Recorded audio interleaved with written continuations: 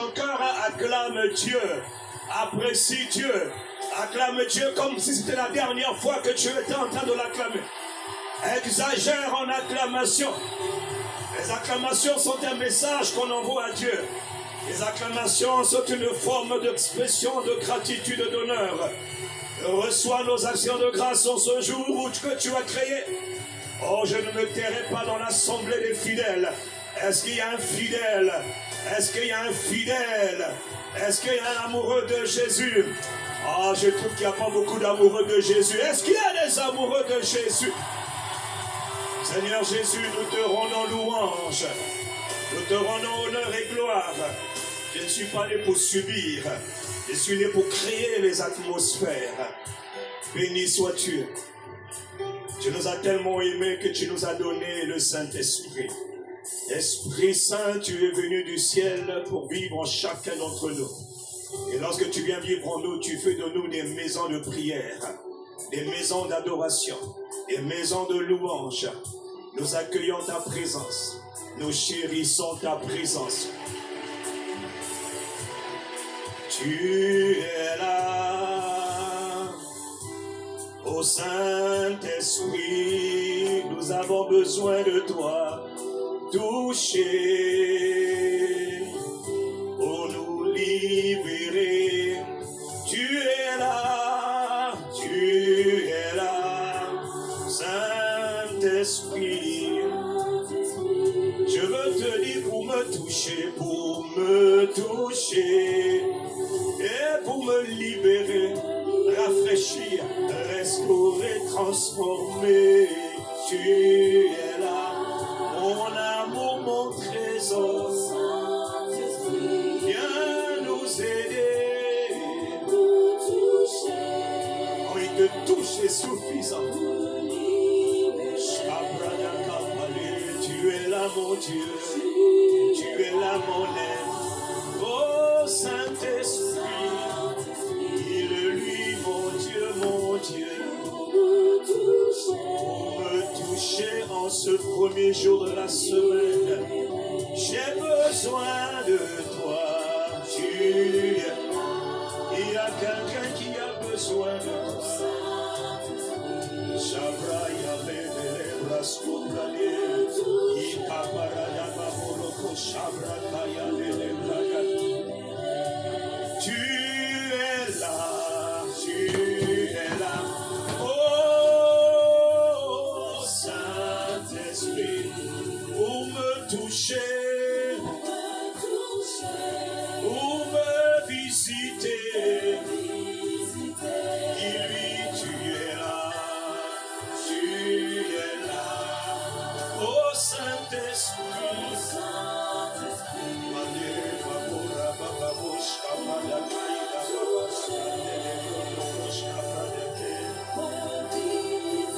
Une dernière fois, tu es là,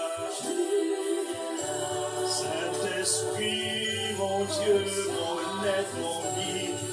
Sapele Radamos, Aprekete, Apadane, Maleno, Prodokos, Kabladeke.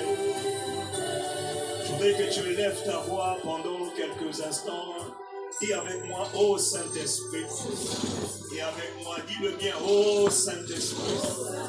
Dis-le lui bien, ô Saint-Esprit. Aide-moi aujourd'hui. Viens, aide-moi. Aide ton Église.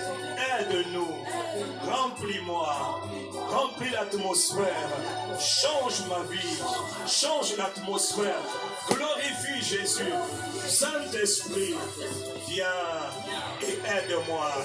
Élève ta voix et parle à Dieu. Parle à l'Esprit. Tu viens d'annoncer le point de prière qui est capital pour lui. Nous tous, nous avons besoin de son aide. Élève ta voix. Donnez-moi le retour, s'il vous plaît. Élève ta voix. Parle à Dieu. Lebrach, Cabrado, Lebabarai. Je refuse que ce jour soit un jour ordinaire. Je refuse d'être venu juste pour venir. Non, je refuse.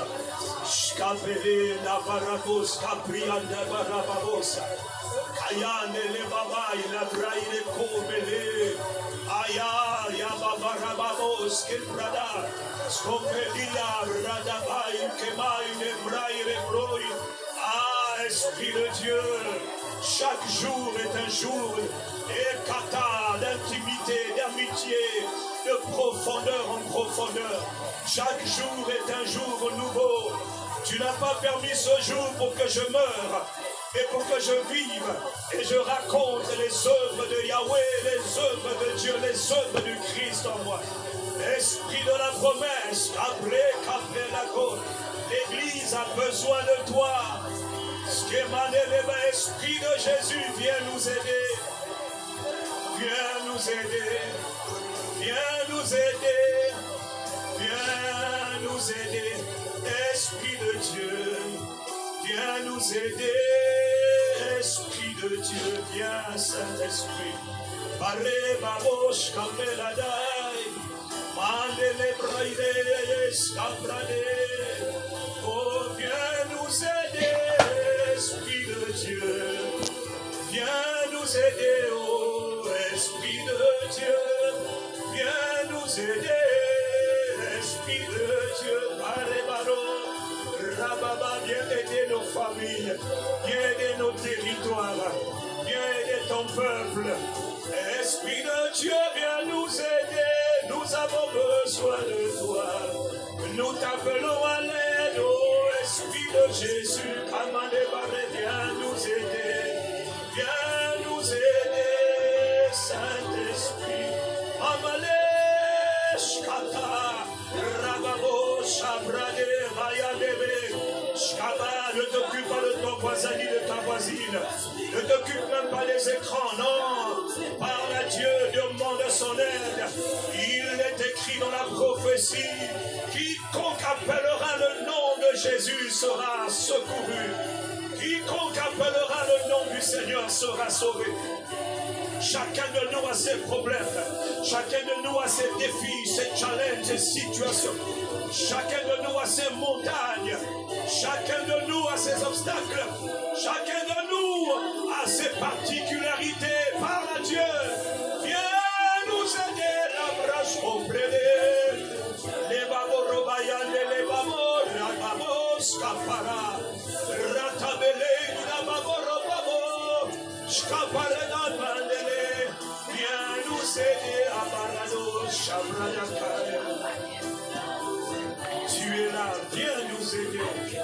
Je refuse d'être venu à l'église pour vivre un culte ordinaire. La vie chrétienne n'a rien d'ordinaire. Chaque culte est un moment particulier. Chaque rassemblement est un moment particulier. Non! Malèche, Cabrea, Manele, Bradoshka. Je plaide le sang de Jésus sur cet autel. J'asperge le sang de Jésus sur cet autel. Malia, Brado, Malèche, Cabrea, Nele, Radabavos. J'asperge le sang de Jésus sous cet autel, sur cet autel, dans l'atmosphère, dans tous les lieux où nous sommes assemblés. J'asperge le sang de Jésus dans le nom de Jésus. Même allez, que le sang de Jésus parle. Que le sang de Jésus parle. Qu'au mélange cabra, par le sang de Jésus, l'abraco, chate baraka. Je détruis toute forme de lourdeur, toute forme d'atmosphère négative, maléfique. Yes, dans le nom de Jésus de Nazareth, le Messie, le Christ, le Shiloh, le Prince des rois de la terre. Seigneur, viens nous aider. Esprit de Jésus, viens. Au moins tu ne subis rien. Glorifie Jésus aujourd'hui. Glorifie le Père aujourd'hui. Nous t'honorons et nous t'accueillons. Est-ce qu'il y a quelqu'un pour prendre ses mains? Oublie les acclamations de tout à l'heure. Oublie celles d'il y a 5 minutes. Oublie les acclamations d'il y a 10 minutes. Oublie les acclamations d'il y a 2 minutes. Il est écrit, rendez continuellement grâce à Dieu le Père. Au nom de Jésus de Nazareth, le Christ, continuellement venir permanemment. Donc tu oublies ce que tu as commencé à faire il y a 30 secondes et tu acclames encore Dieu. Offre à Dieu ton appréciation. Est-ce qu'il y a quelqu'un qui est reconnaissant? Est-ce qu'il y a quelqu'un qui aime Dieu? Béni soit Dieu. Nous te rendons gloire. Nous Seigneur Jésus, nous te bénissons, nous t'honorons, nous accueillons ta présence.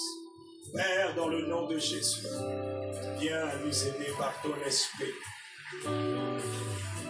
Tu as souffert, Père, tu as tellement souffert. En sacrifiant ton propre fils, tu as souffert.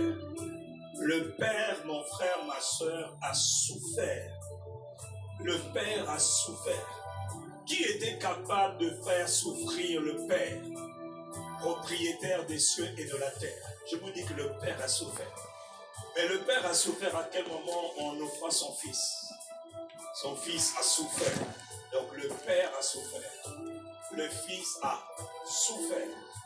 Et quand le Père et le Fils étaient en train de souffrir, c'est parce qu'il pensait à toi et il pensait à moi. Et le Fils a dit, le Père a tellement souffert que chaque jour, à cause de son Fils, le Père te voit. Parce que le Père nous voit cachés dans son Fils. Et dans sa souffrance, c'est pas qu'on va compenser la souffrance du Père. Laissez le son, s'il vous plaît. Laissez la musique, s'il vous plaît. Mais ce qu'on doit faire, nous, c'est d'offrir au Père des actions de grâce.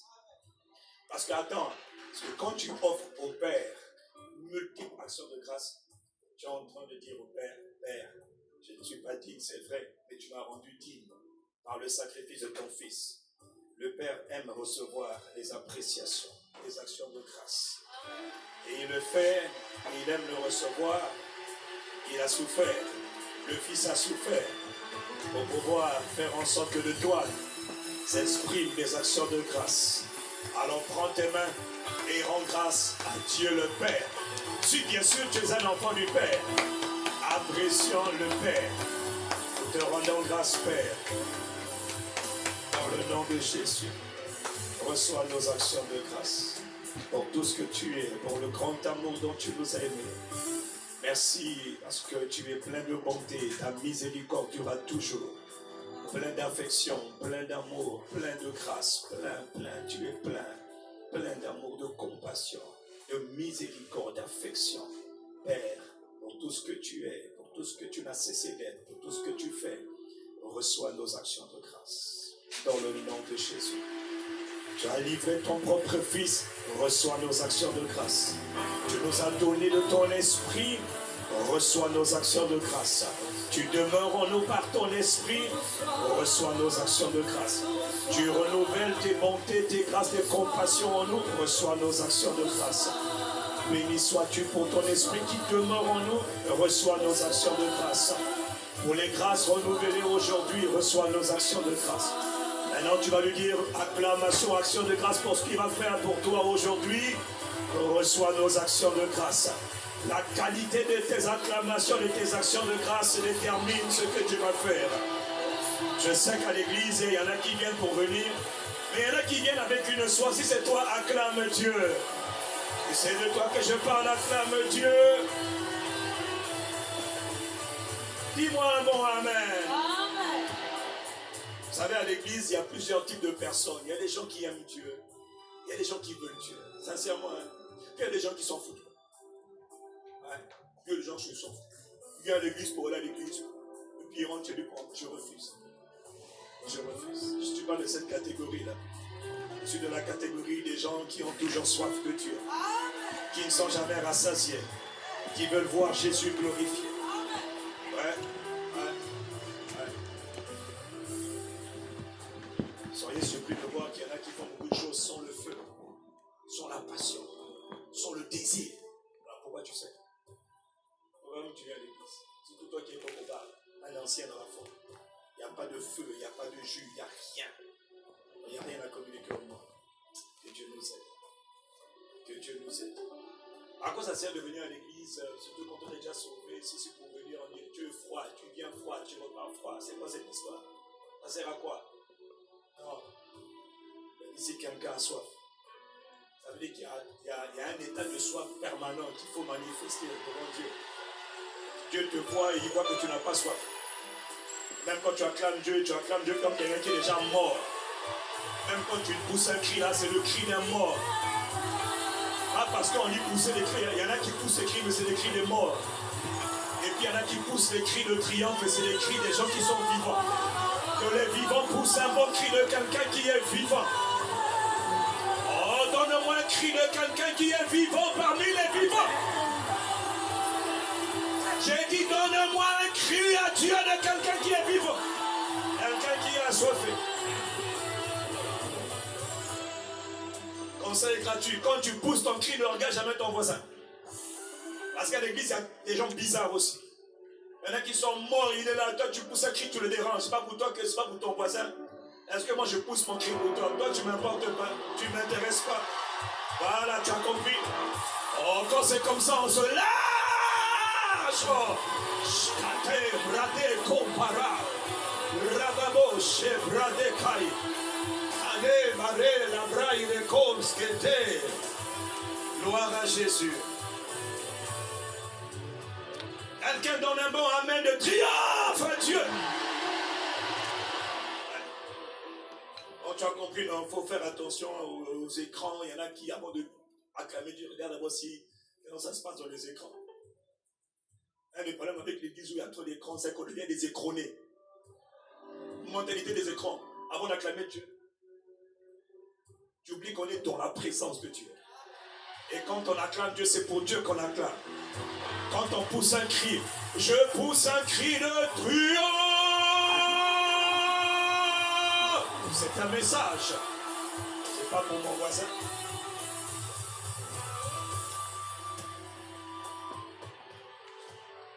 Seigneur, nous participons à l'aspersion du sang de Jésus. Nous participons à l'aspersion du sang de Jésus. Que le sang de Jésus combatte nos ennemis. Que le sang de Jésus combatte nos adversaires. Que le sang de Jésus soit aspergé dans toute l'atmosphère.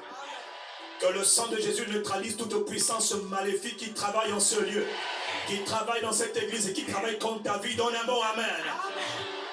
Que le témoignage du sang de Jésus te soit favorable. Que le témoignage du sang de Jésus combatte tes adversaires. Que le témoignage du sang de Jésus protège ta famille. Que le témoignage du sang de Jésus préserve l'église ICC. Donc tous les lieux nous sommes assemblés. Que la voix du sang de Jésus parle et impose le silence à nos ennemis visibles comme invisibles. Dans le nom puissant de Jésus. Seigneur Jésus, glorifie ton nom aujourd'hui encore. Donne gloire à ton nom. Glorifie ton nom. Glorieux Saint-Esprit, c'est une de tes missions. Glorifie Jésus.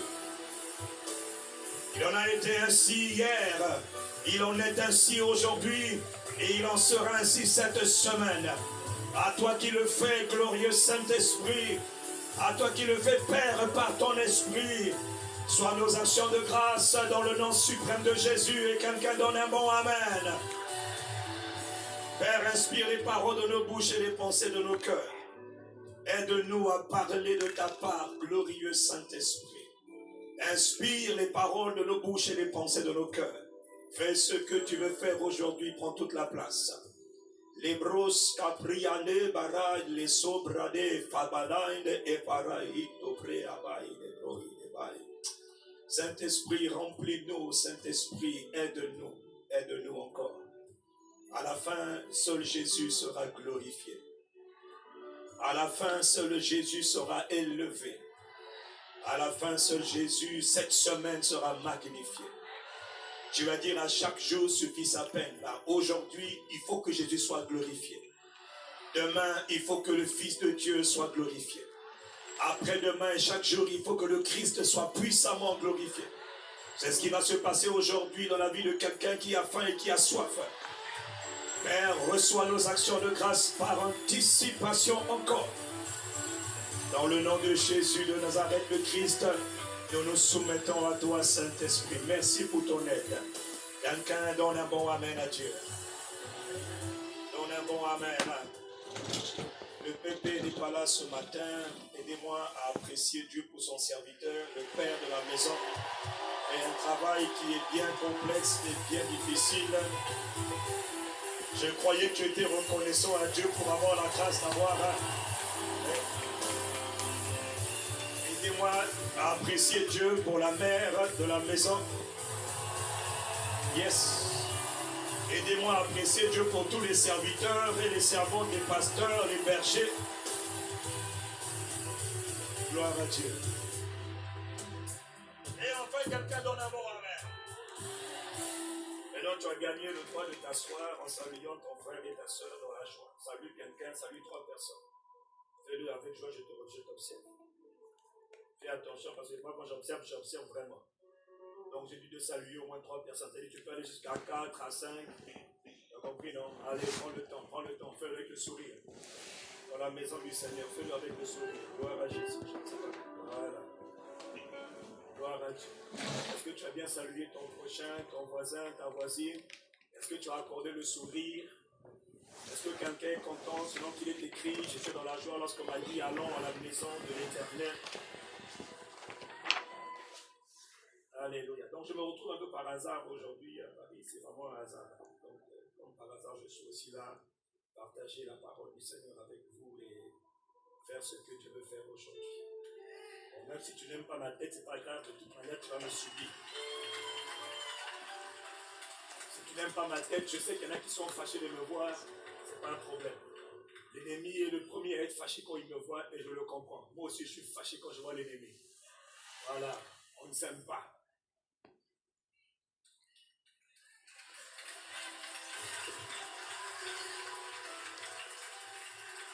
Les ténèbres ne m'aiment pas et c'est réciproque. Donc si tu es serviteur dans toute église, il y a toujours des serviteurs du diable, toute église. Au moins, si tu ne sais pas sa vie encore. Voilà, donc si tu es serviteur du diable et tu es là, tu n'es pas content de me voir, j'en ai rien à faire. Sache que c'est réciproque, mais moi, au moins, je t'aime un peu. Parce que mon but, c'est que tu changes. Que tu te repentes. Donne-moi un bon amen. Alors, je voudrais partager une pensée, la pensée du Seigneur ce matin. Moi, j'aime beaucoup parler de la prière. Donc, je vais... Ah non, mon frère, il ne faut pas... Attention. La prière, c'est la chose que Satan attaque le plus. Satan attaquera toujours la parole, ça ne changera jamais. Il attaquera toujours la parole de Dieu. Satan fera toujours tout. Le monde des ténèbres travaillera toujours pour que tu ne comprennes jamais la parole de Dieu. C'est-à-dire que tu vas en écouter, mais tu ne vas pas comprendre. Ça, c'est une activité des ténèbres. Tu vas écouter, mais tu ne comprendras pas. Et même quand tu auras compris, après il faudra prier. Parce qu'on prie sur la parole. Donc même quand tu auras médité, si vraiment tu arrives à méditer, c'est déjà une très grande grâce. Maintenant, quand tu vas méditer la parole, quand tu vas étudier la parole, c'est déjà une autre grâce. Maintenant, la grâce, c'est de prier sur la base de la parole. Et ça va te combattre. Et si tu as raté le mois de janvier, ne t'inquiète pas. Il va te combattre le mois de février. Et si tu as raté en février, ne t'inquiète pas. Il va te combattre les mois qui suivent. Chaque jour, il combat. Son but, c'est de faire en sorte que tu ne le déranges jamais. Nous sommes dans un monde de guerre. Le monde spirituel contrôle le monde naturel. Quelqu'un dit Amen. Quelqu'un dit Amen.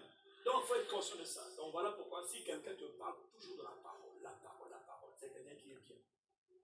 C'est quelqu'un qu'il faut que tu fréquentes. Et si quelqu'un t'aide à prier, te pousse à prier, ça, c'est quelqu'un qui t'aime. Et celui qui ne t'aime pas, ne va pas te pousser à prier. Celui qui ne t'aime pas va même te décourager de la prière. Voilà pourquoi quiconque te parle de l'importance de la parole ou de la prière, de la consécration à la parole ou à la prière, de la vie de parole ou de la vie de prière, c'est quelqu'un qui est bien pour toi. Si tu côtoies un frère et une soeur qui te parle beaucoup de la parole, de la prière, la parole, tu peux l'épouser.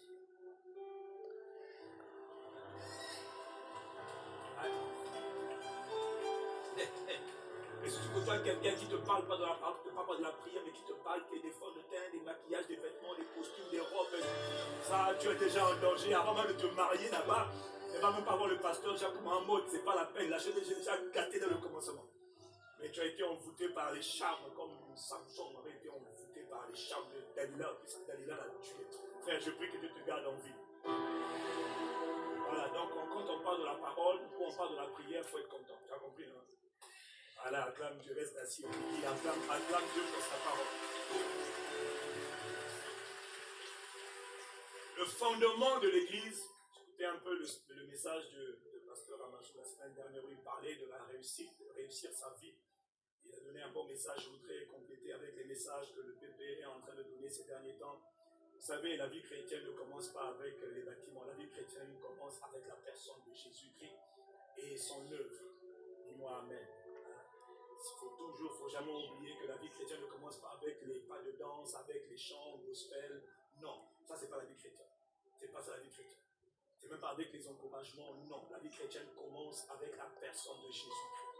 Un point, un trait. Elle commence avec Jésus, elle poursuit avec le Christ, et puis elle se termine avec le Christ.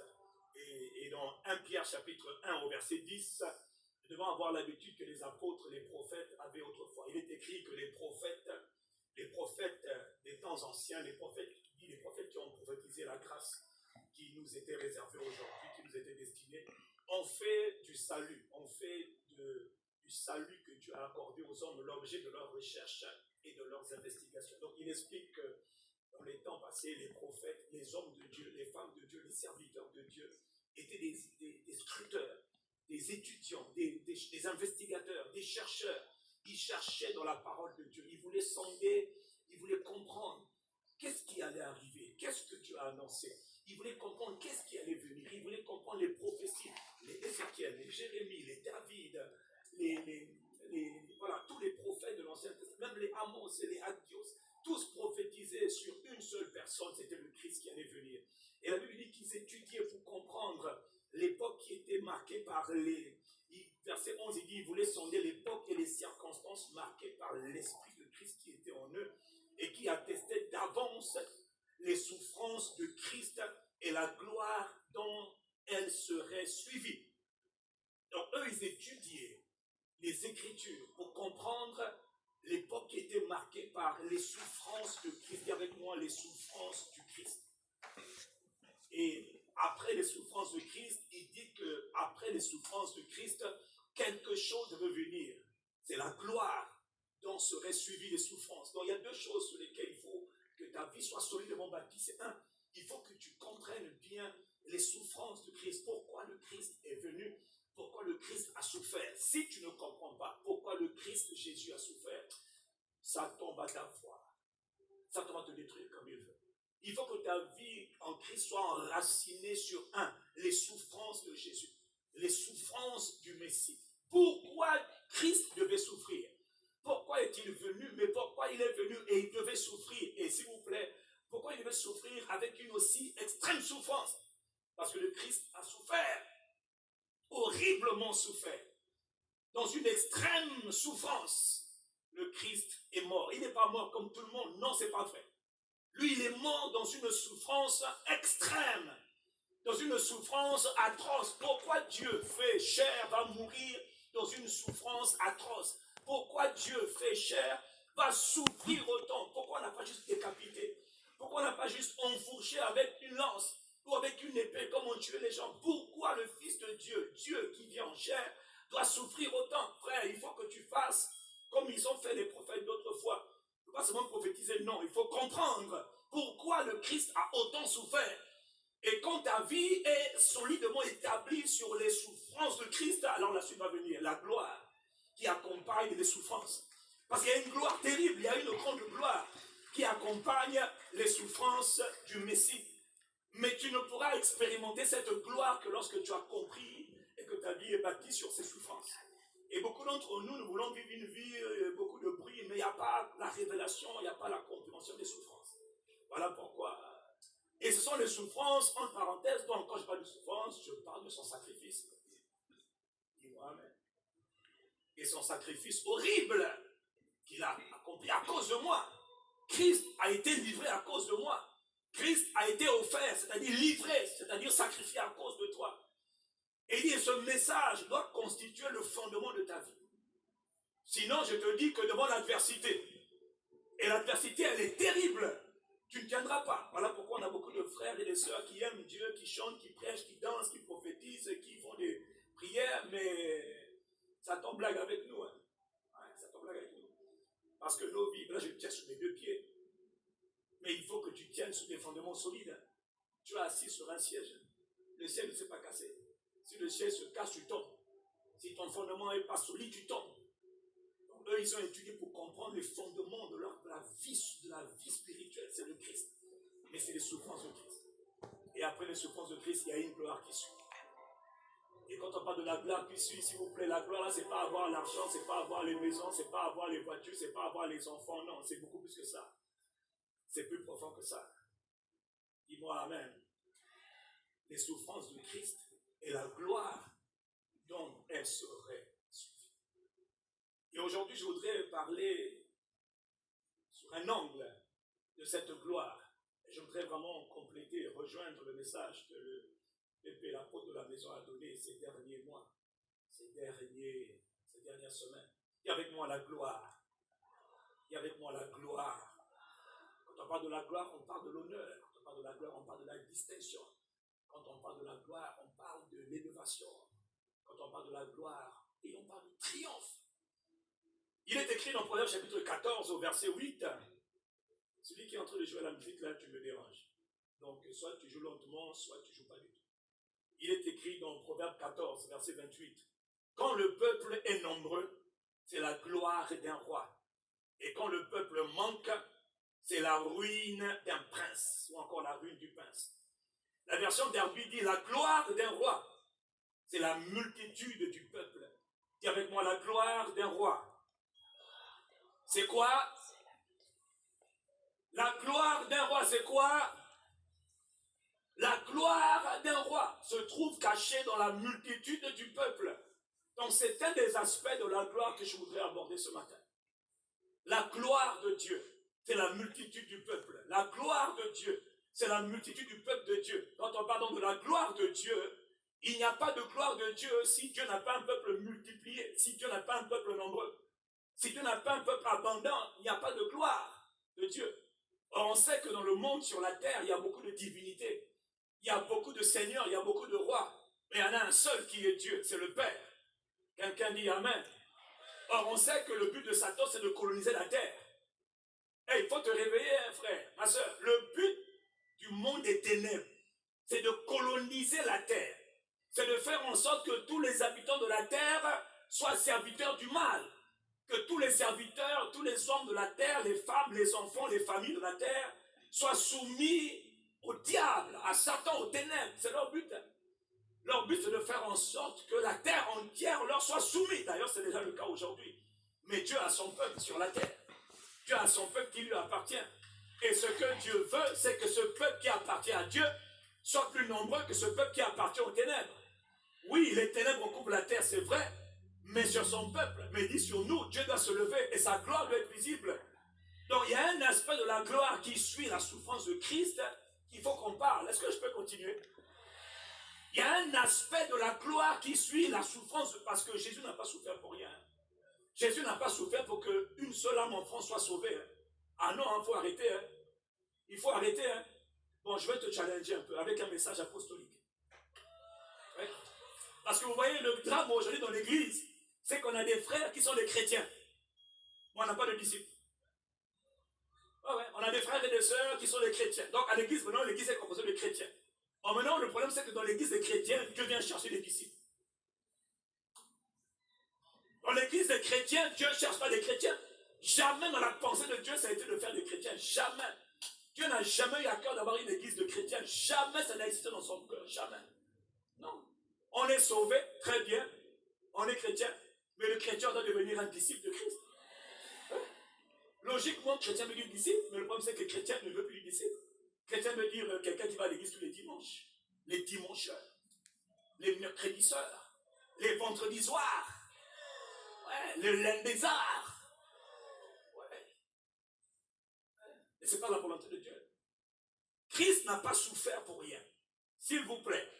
Jésus le Christ n'est pas venu pour souffrir juste pour avoir quelques âmes dans une église. Est-ce que je peux continuer? Il dit quand le peuple est nombreux, c'est la gloire d'un roi. Et si Christ est roi, alors il veut que son peuple soit nombreux sur la terre. Et quel que soit le territoire où j'habite, si Christ habite en moi, il veut donc que par moi, les âmes du territoire où je suis se tournent vers lui. Oui, c'est la guerre des conquérants. Chaque individu qui a reçu Jésus doit devenir un conquérant. Mais avant de le devenir, il faut d'abord comprendre la pensée du Christ. Pourquoi le Christ a souffert? Il t'a sauvé, toi. Gloire à Jésus. Mais c'est pas tout. Il ne s'arrête pas à toi. Il n'est pas satisfait. Il t'a eu, toi. C'est bien, lui, dans ta famille. Il doit avoir tes frères et tes sœurs. Il doit gagner tes proches. Il doit gagner tes relations. Il doit gagner tes collègues de travail. Pourquoi? Mais c'est la guerre des conquérants. Chaque esprit doit conquérir. La gloire d'un roi, c'est la multitude du peuple. Ce qui veut dire quoi? Que la gloire de Dieu consiste à multiplier le peuple de Dieu sur la terre. Et ça, c'est la volonté parfaite de Dieu. Si tu ne connais pas la volonté de Dieu pour ta vie aujourd'hui, sache une chose, quel que soit ce que tu as, l'âge que tu as, ce que tu fais dans la vie, que tu sois étudiant, je ne sais pas. Parce que la volonté de Dieu, elle est diverse pour chacun d'entre nous.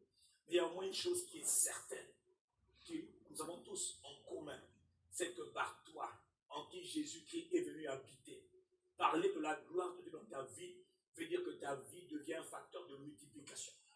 Ça veut dire que par ta vie, Dieu doit multiplier, Dieu doit s'étendre pour avoir un peuple plus nombreux. Ça veut dire que par toi, il y a des âmes que Dieu veut aller chercher pour l'emmener dans son royaume. En français facile, ça veut dire que tu dois te multiplier. Ça veut dire que tu dois devenir plus nombreux. Tu dois devenir un millier. Ça, c'est la volonté. Si tu ne connais même pas pourquoi je suis né, qu'est-ce que je vais faire? D'accord, ça au moins sache-le. Que quel que soit ce que tu vas faire dans la vie, il va falloir que tu deviennes un vase par lequel Dieu peut se multiplier. Okay. Ça, c'est ce qu'on appelle la volonté parfaite de Dieu. Est-ce que je suis en train de parler à quelqu'un? La volonté, il y en a beaucoup il y a beaucoup de choses à dire dans la volonté de Dieu. Mais la chose qui est certaine, c'est que par toi, Christ doit se multiplier. Par toi, Christ doit être connu. Si tu es coiffeur, si tu es infirmière, si tu es médecin, si tu es chauffeur, si tu es étudiant, par toi, quel que soit le territoire de lequel Dieu t'a sauvé, t'a placé, Christ doit être connu par toi. Christ doit toucher les gens par toi. Christ doit se multiplier par toi. Christ doit faire de toi son ambassadeur. Christ doit faire de toi son témoin. Ça, c'est la volonté parfaite de Dieu. Parce que Dieu veut se multiplier. Oh. Permettez-moi de vous rappeler que ICC est une église missionnaire. Parce qu'il y en a qui viennent là le dimanche, ils viennent là, et je suis venu à l'église. Non, mon frère, tu es venu dans une église qui est une église missionnaire, qui est une église en mission, une église en conquête, une église en expansion. Je sais, il y a église et puis il y a église. Il y a des églises qui sont églises juste normales, qui ne font rien, d'accord. Mais il y en a d'autres qui obéissent à la grande commission. Il y en a d'autres qui sont motivées par le mandat. Elles ne sont pas parfaites, elles sont remplies de pasteurs imparfaits. J'ai découvert d'ailleurs en étudiant la vie d'Abraham combien le père de la foi, Abraham, avait beaucoup de failles de caractère. Donc je peux avoir des failles de caractère, il n'y a pas de problème, j'y travaille. Mais il n'empêche que par moi, Dieu doit se multiplier. Parce que toute église est appelée à devenir une église missionnaire. Que tu sois apôtre, que tu sois pasteur, prophète, évangéliste, docteur, dans la volonté parfaite de Dieu, c'est la volonté de Dieu que tous nous devenions des églises missionnaires. Donc par nous, Dieu s'étend. Une église missionnaire, c'est une église qui est motivée par un mandat. Le mandat, c'est aller, aller, aller, faites de toutes les nations des disciples de Christ. Allez dans le monde entier. Allez, faites de toutes les nations, pas des chrétiens, pas des croyants. On commence par être croyants, mais on est en route vers le discipolat. On est en route vers la vie de disciple. Je sais qu'il y en a qui n'aiment pas mon message, je m'en moque complètement. C'est écrit dans ta Bible. L'ordre suprême, c'est ce qui doit motiver la raison d'être de toute église, de toute communauté, de toute famille spirituelle. Et c'est ce qui doit motiver aussi la raison d'être de tout croyant. Pour que le croyant soit transformé en disciple. Donc il faut que tu arrêtes ta mentalité de croyant. Il y a plus que croyant. Jésus n'est pas mort pour faire de toi un croyant. Jésus n'est pas mort pour faire de toi un chrétien. Le Christ a souffert pour que toi tu deviennes un disciple de lui.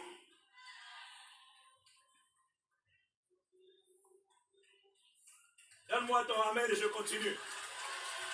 Ça, c'est la volonté parfaite de Dieu pour toi. Que tu sois pasteur, que tu sois cadre d'entreprise, que tu sois ouvrier, que tu sois manœuvre, que tu sois sans emploi, on s'en moque. La volonté suprême de Dieu pour toi, c'est que par toi, quand Dieu t'a touché, il touche tes proches. Quand Dieu a touché Corneille, il a touché la femme et les enfants de Corneille. Il a touché les enfants des amis de ses enfants. Il a touché les proches. Jésus veut gagner le monde par toi. Ah oui, hein? Si vous ne voulez pas entendre ça, eh ben, franchement, je me rends compte que beaucoup, on va à l'église, on est même pasteur, on n'a même pas compris pourquoi on est pasteur. Oh, AP, ça veut rien dire, AP, on veut des disciples. Ça veut rien dire prophète, on veut des disciples. On veut des gens qui se multiplient. On veut des gens qui deviennent des milliers, des dizaines de milliers, des centaines de milliers. Donne-moi ton amen et je continue. Il faut comprendre l'évangile, hein, frère. Le Christ a souffert. Et après sa souffrance, il y a une gloire qui doit suivre. Et une des manifestations de cette gloire, c'est la multiplication. C'est que le Christ doit se multiplier. Parce que tant que le Christ ne se multiplie pas, c'est le diable qui se multiplie.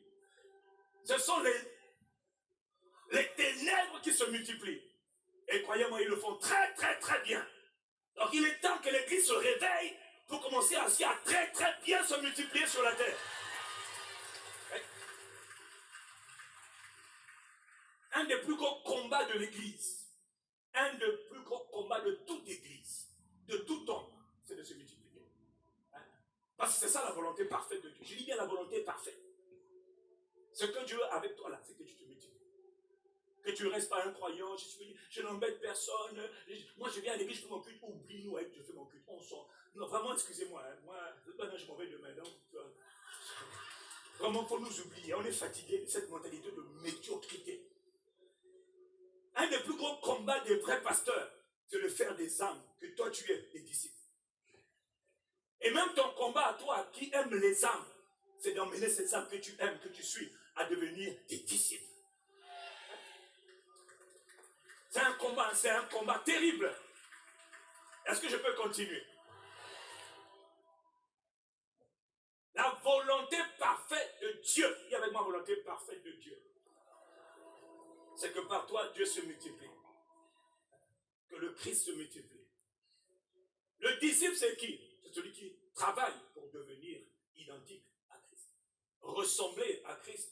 Devenir comme le Christ. Imiter le Christ.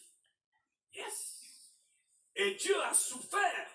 Dans Romains 8, verset 29, tu connais le passage où Dieu dit que ceux que tu as connus d'avance, Dieu nous a prédestinés à être semblables à l'image, à être conformes à l'image du Christ.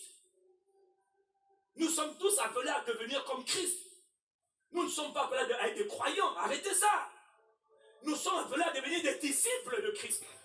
Et c'est un processus qui a commencé depuis le jour où le Christ est venu vivre en nous. Et ce processus doit se poursuivre jusqu'à ce que je meure. Je dois mourir comme un disciple. Je dois partir de la terre comme un disciple, non pas comme un croyant. Réveille-toi. Dis à ton voisin, réveille-toi. Tu vois le gars qui est assis là ou debout là, dis-lui, réveille-toi avec amour. Oh, n'aie pas peur, c'est moi qui t'envoie, parle-lui. C'est quoi cette histoire? C'est quoi cette histoire? C'est quoi nos églises qui deviennent des rassemblements de croyants? Personne ne prend des risques. Personne n'ose aller de l'avant. Personne n'ose conquérir. Quand tu veux conquérir, on te dit prosélytisme. Quel prosélytisme? Ça vient d'où prosélytisme? Donc je vois beaucoup de gens, ils veulent être des... ouais, je vais créer mon entreprise. Pourquoi? Vous faites des entreprises. Dans quel but? Faire de l'argent? C'est écrit où? C'est écrit où? Qui t'a dit qu'on fait un business pour faire de l'argent? L'argent est un moyen pour atteindre un but. L'argent est un moyen pour atteindre un but. Et le but, c'est de faire des disciples. Emmener les gens à te suivre parce que toi, tu suis Jésus-Christ.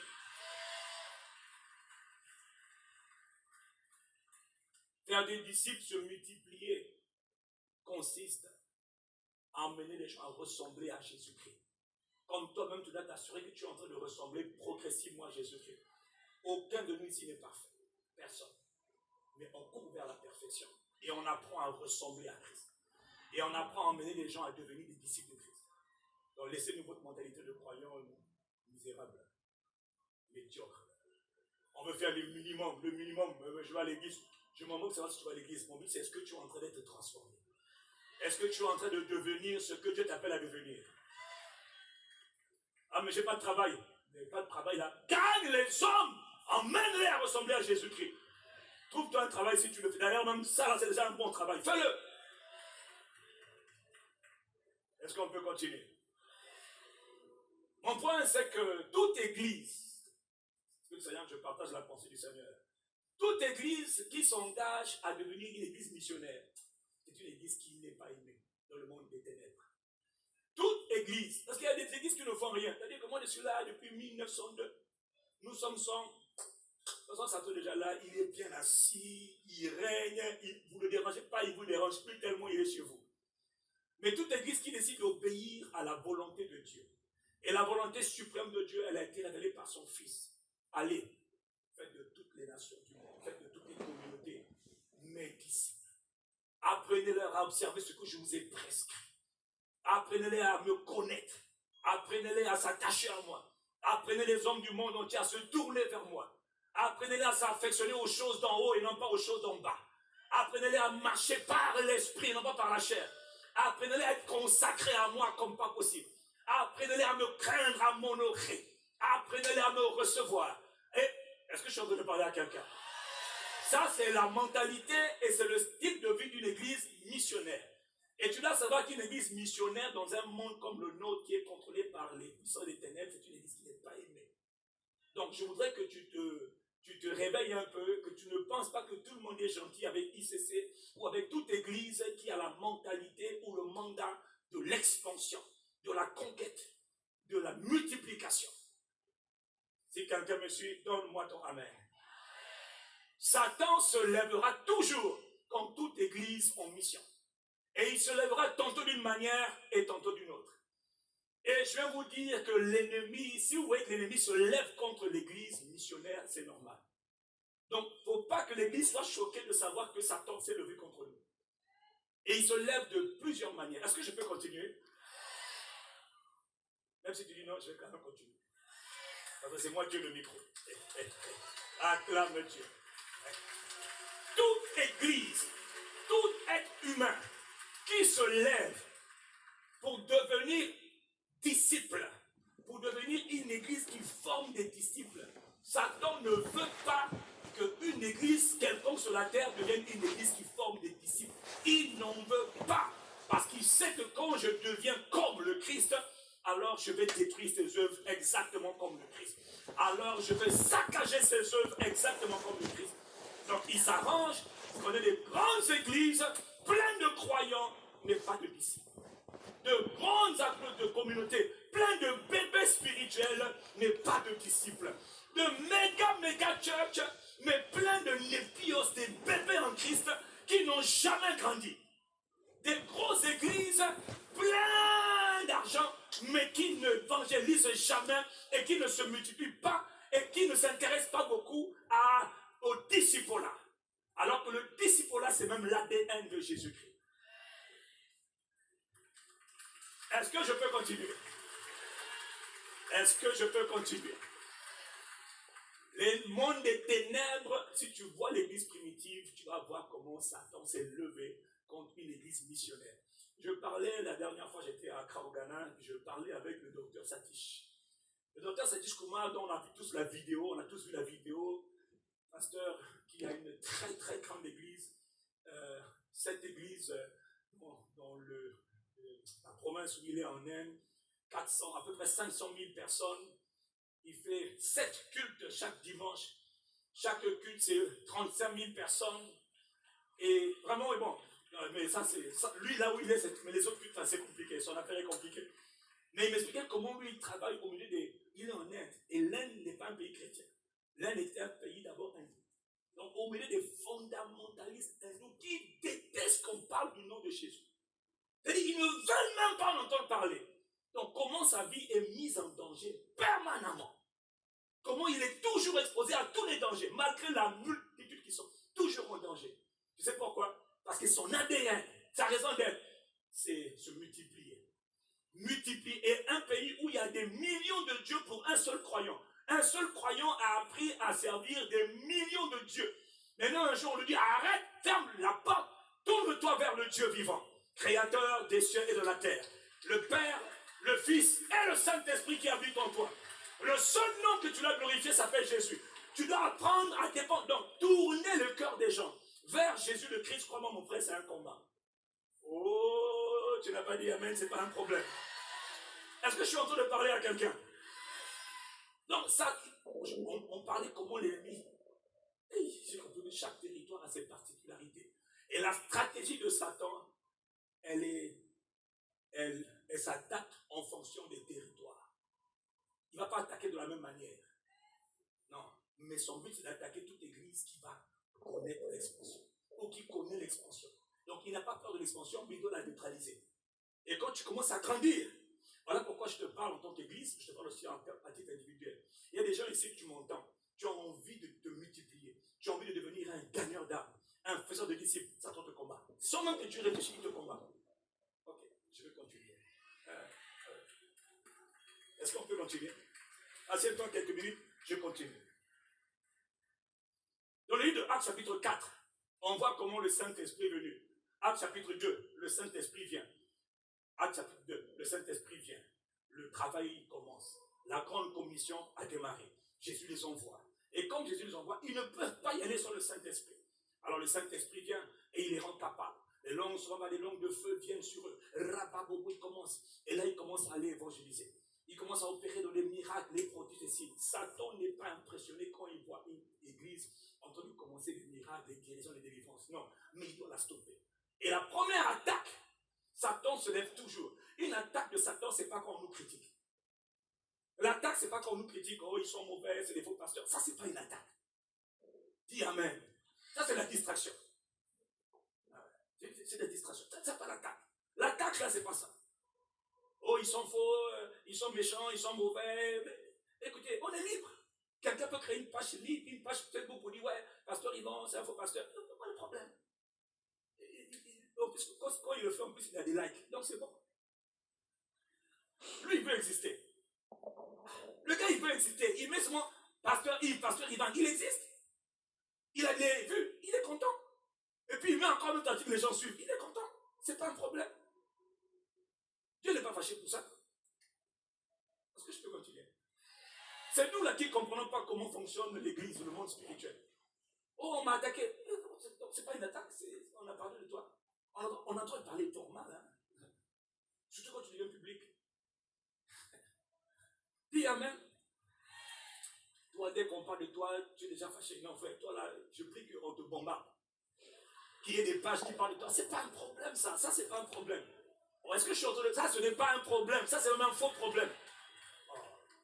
Actes chapitre 4.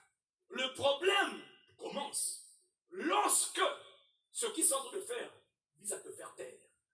Lorsqu'on ne veut plus que tu témoignes. Lorsqu'on ne veut plus que Jésus soit connu par toi.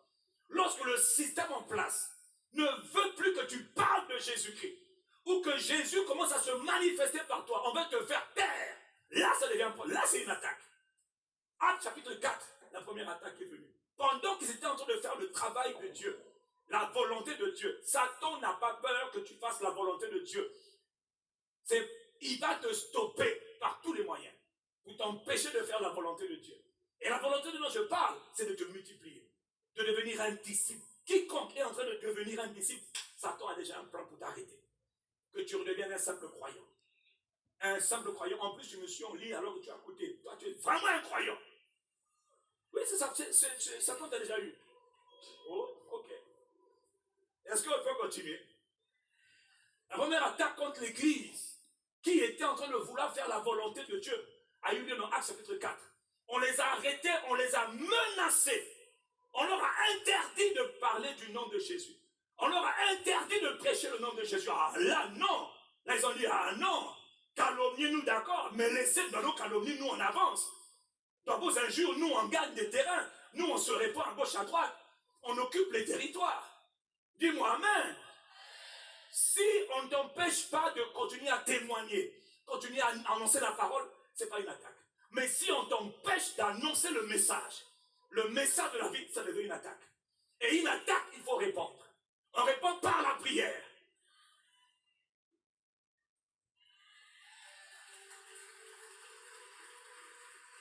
Quelqu'un me dit Amen.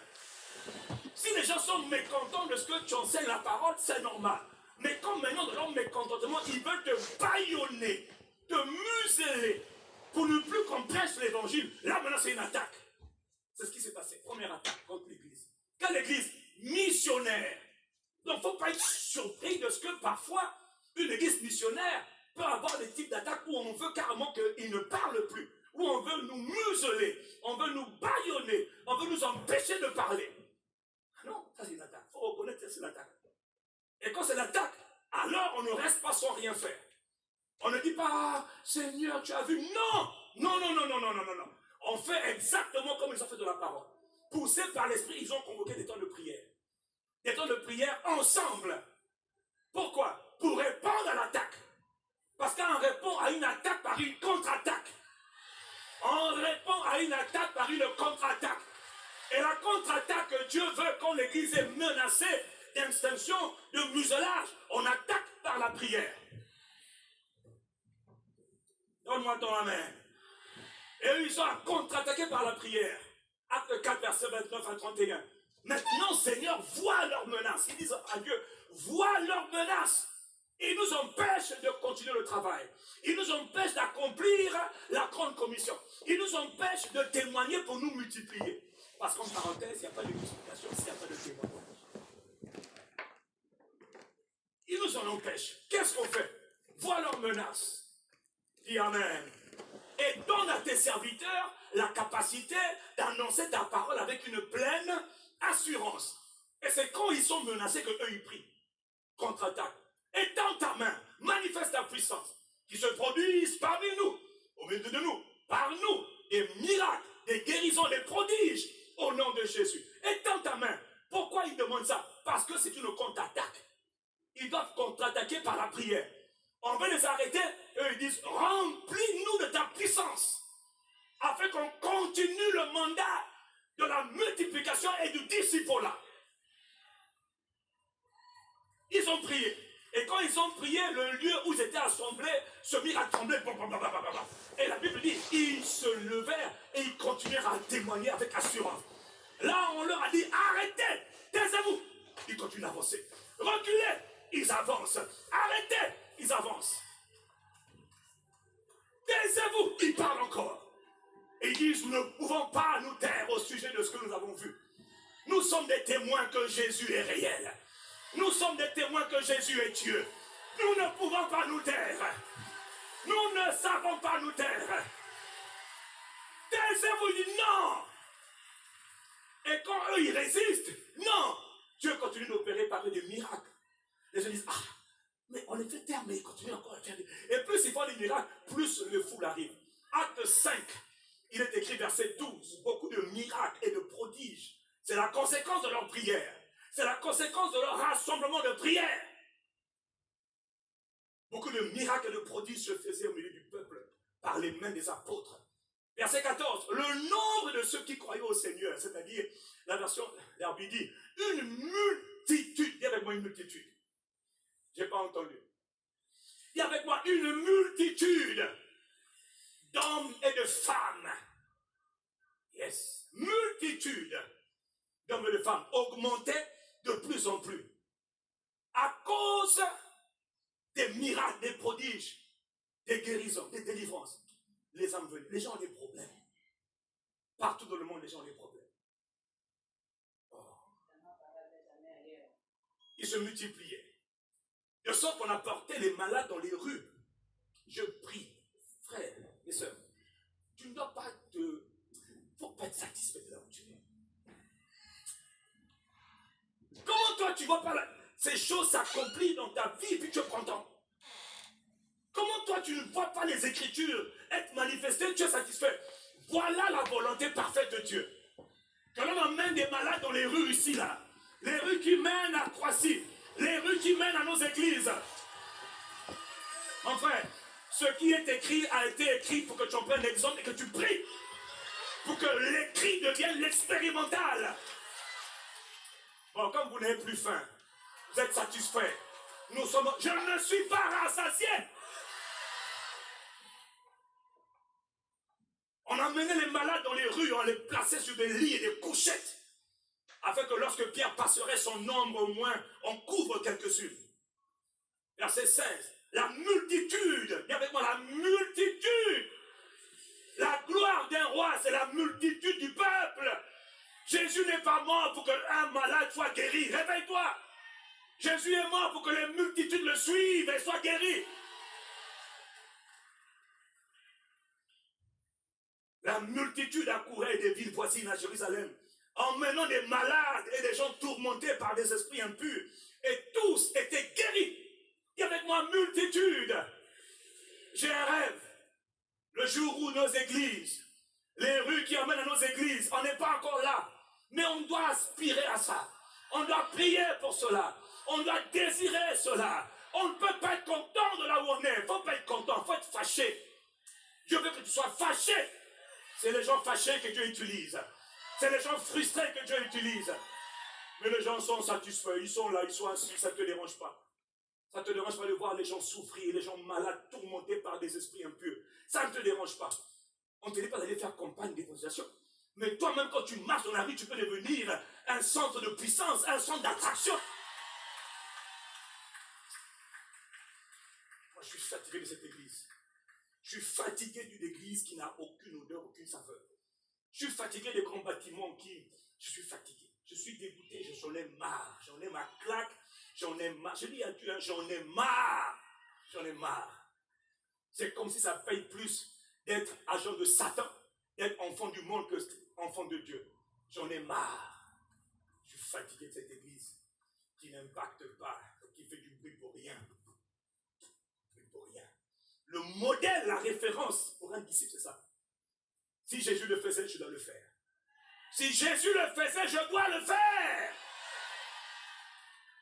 Et même en parlant, je sais que ton cœur ne bat même pas pour ça. Ton cœur ne bat même pas pour que Jésus fasse les mêmes choses par toi. Eux, ils vivaient pour ça. Que Dieu nous aide. Pierre passe, son nombre guérit les malades. En parenthèse, c'est un principe spirituel. Ce qui est vrai pour Pierre, qui transporte l'onction, est aussi vrai pour un agent de Satan, dont l'ombre peut contaminer les gens. Il y a des gens qui sont serviteurs de Satan, tellement chargés. On appelle ça transporteur de charge. Il y a des agents du diable, des sorciers, des agents occultes. Quand ils passent, dès qu'ils passent, son ombre est en train de pervertir les gens. Et le jour où il tombe sur un autre qui est loin du Saint-Esprit, lui aussi passe. Nous sommes dans un monde en guerre.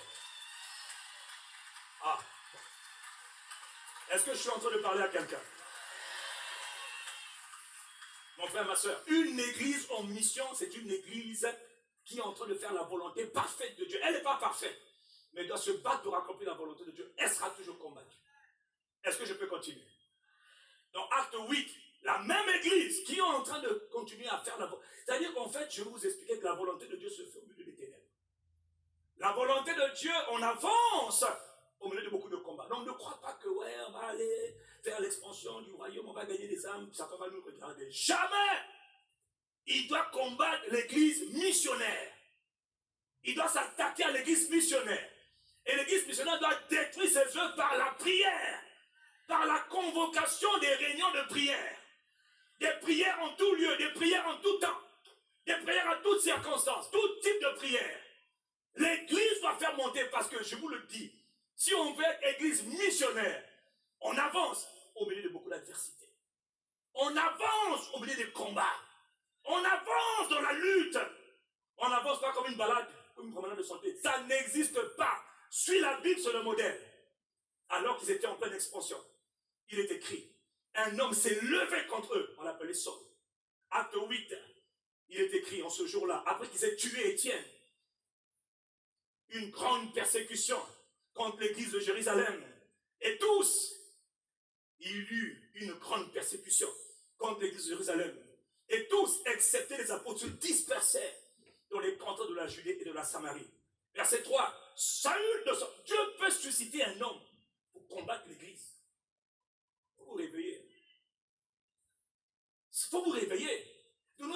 homme se lève dans le système judiciaire, dans le système ecclésiastique, dans le système politique, pour combattre l'Église, oh, on nous combat. C'est normal! C'est normal! C'est ce qui se passe dans les Écritures. La parole le révèle, c'est normal, il n'y a pas de panique. L'Église doit conquérir au milieu de beaucoup d'adversité, de ténèbres, de difficultés, d'obstacles, de pièges. Qu'est-ce qu'on vous a donné comme évangile, nous là? Évangile du biberon? Non! C'est l'évangile de l'expansion, de la conquête, de la guerre. Il est écrit, Saul de son côté ravageait l'église, pénétrant dans les maisons, et il en a arraché hommes et femmes, et il les faisait jeter en prison. Donc l'église peut être attaquée, peut être menacée d'être jetée en prison, ça peut arriver. Ou les frères, les sœurs scellés là, les responsables, on les prend, on les met en prison, c'est une attaque contre l'église. Dis amen. L'église ne doit pas rester les bras croisés pour dire on nous attaque. Non. L'église doit s'engager dans la prière. D'abord la prière. Parce que la prière soutient toute délivrance. La prière est à la base de toute libération. La prière est à la base de toute percée. La prière est à la base de toute... Oh. La prière. Regardez leur mentalité. Ceux qui avaient été dispersés allaient de lieu en lieu. On les a tapés, on les a chassés. Mais eux, ils n'étaient pas à la maison pour dire, ouais, les gars, on nous a mis en prison. Ah, on est foutus. Non! Sauf qu'il peut. Mais quand ils partaient là, c'est ok. On a fui. On est parti à côté. Et quand ils partaient à côté, ils continuaient d'évangéliser. C'était leur raison d'être. La multiplication, le disciple-là, l'expansion. Ils devaient gagner le monde pour Christ. Pas dans les paroles, mais dans les faits. Et ils savaient que gagner le monde suscite. Quand tu dis je veux gagner le monde, je veux faire la volonté de Dieu, Satan t'a entendu. Il ne te laissera jamais faire. Donc, tu engages un combat. Donne-moi ton amen. Donne-moi ton amen.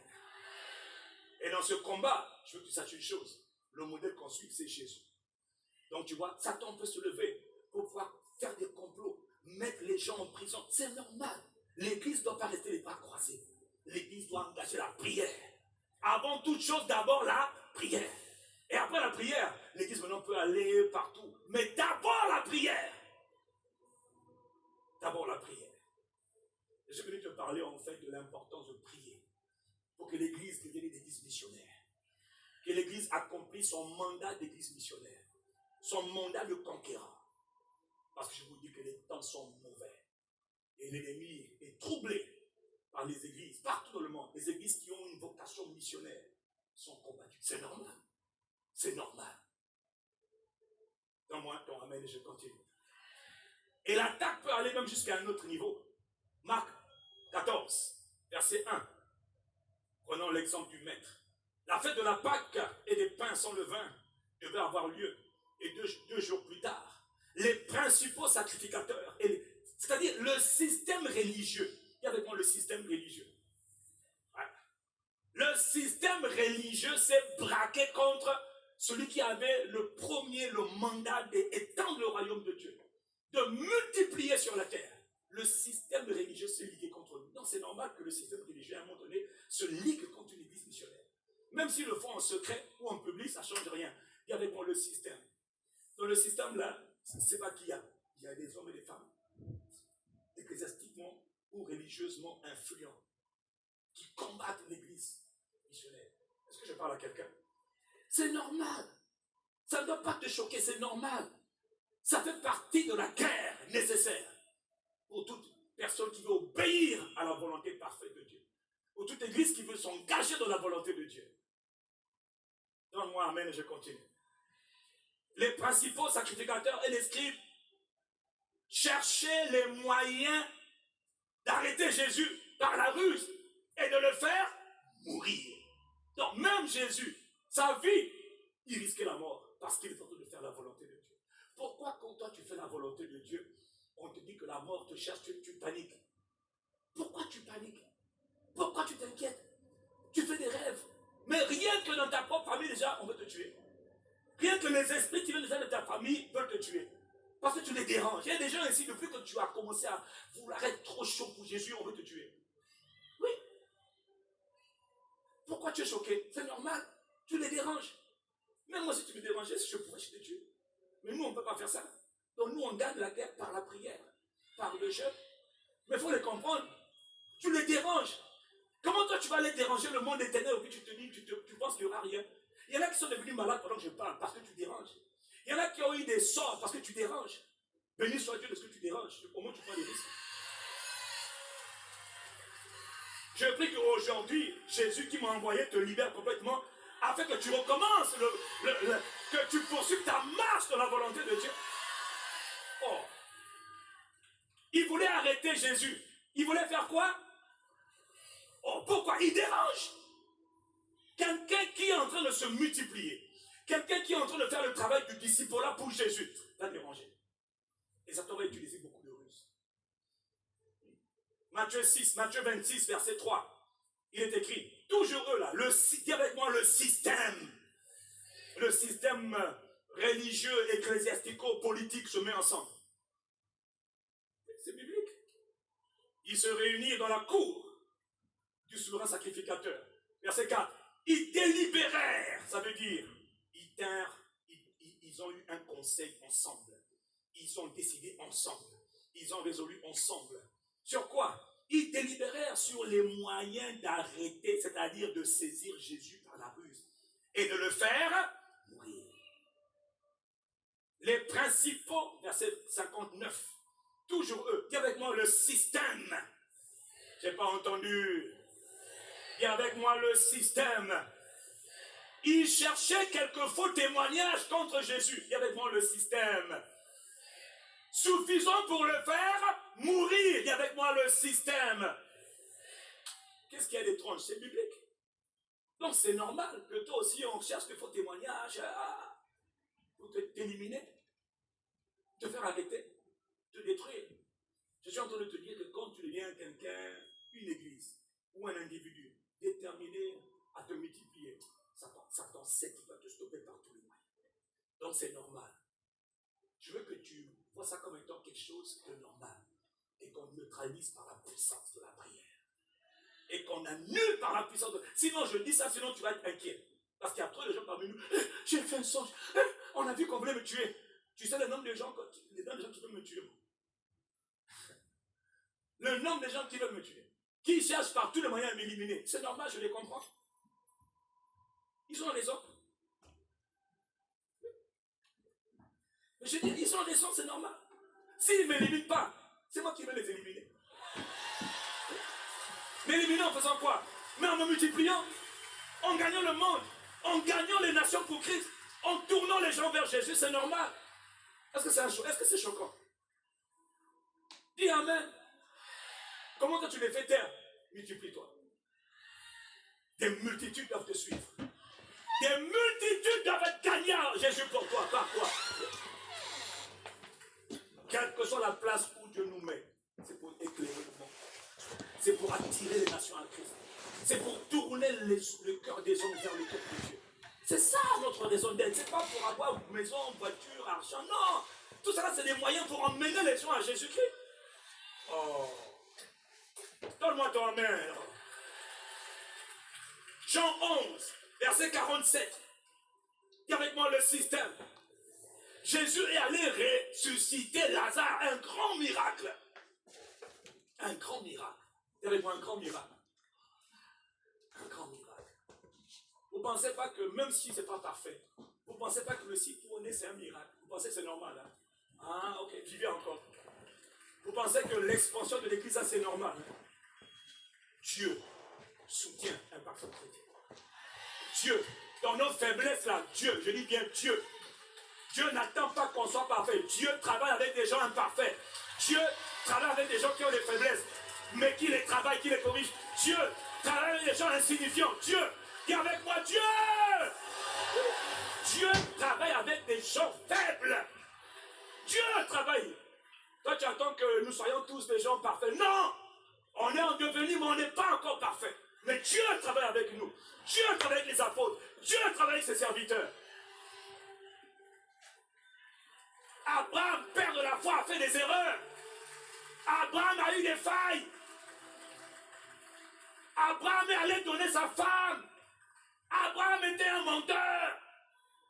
Et son mensonge l'a emmené à livrer sa femme à un autre homme.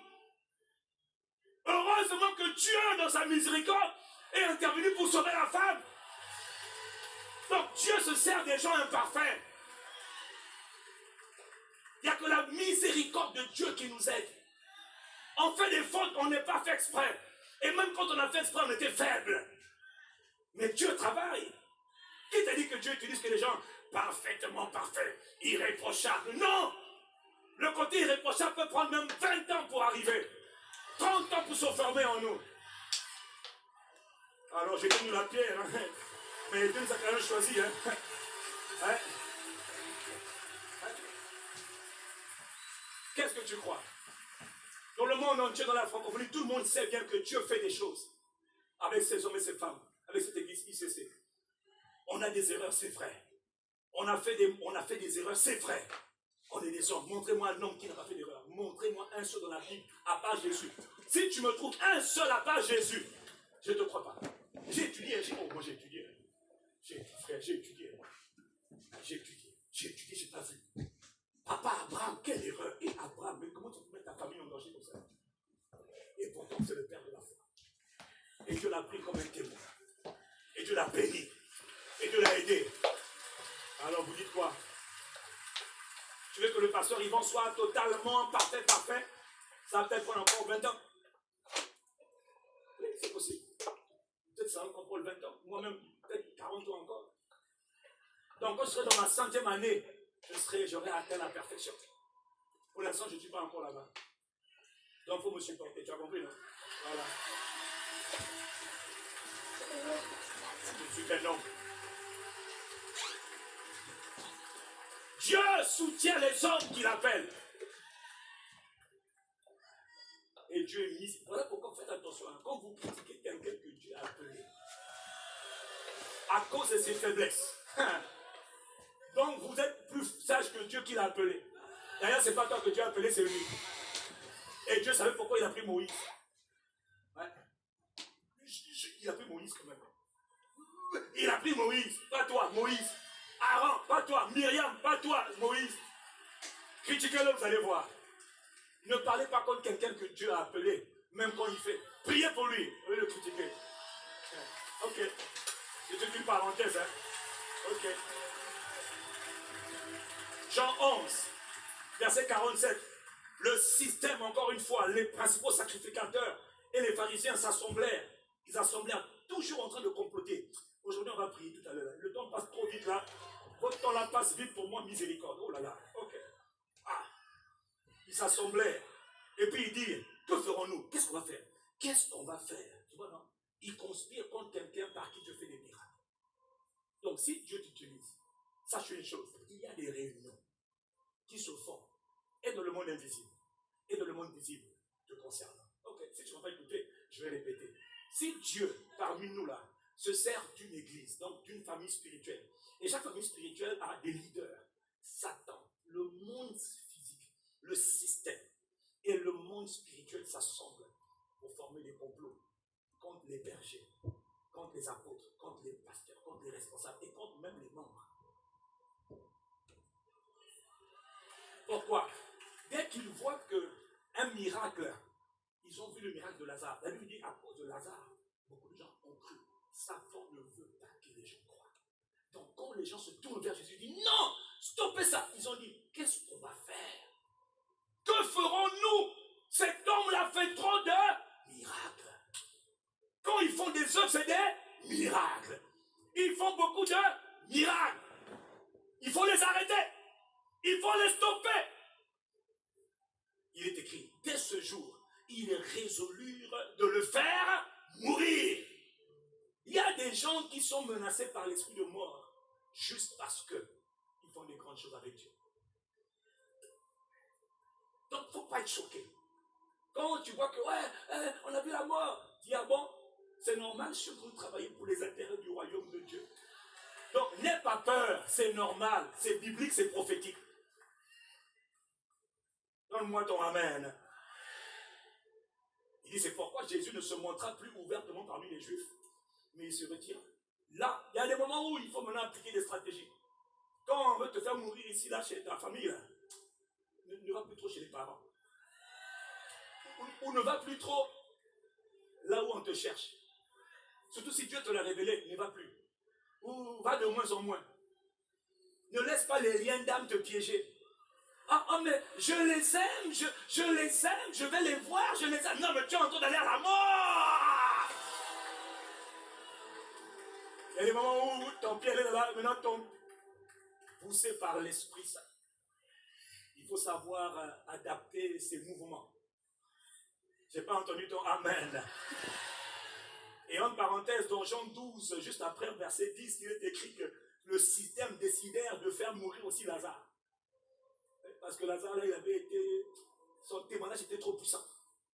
Donc toi aussi, qui as eu un témoignage trop glorieux, là, sache que toi aussi, tu peux te menacer.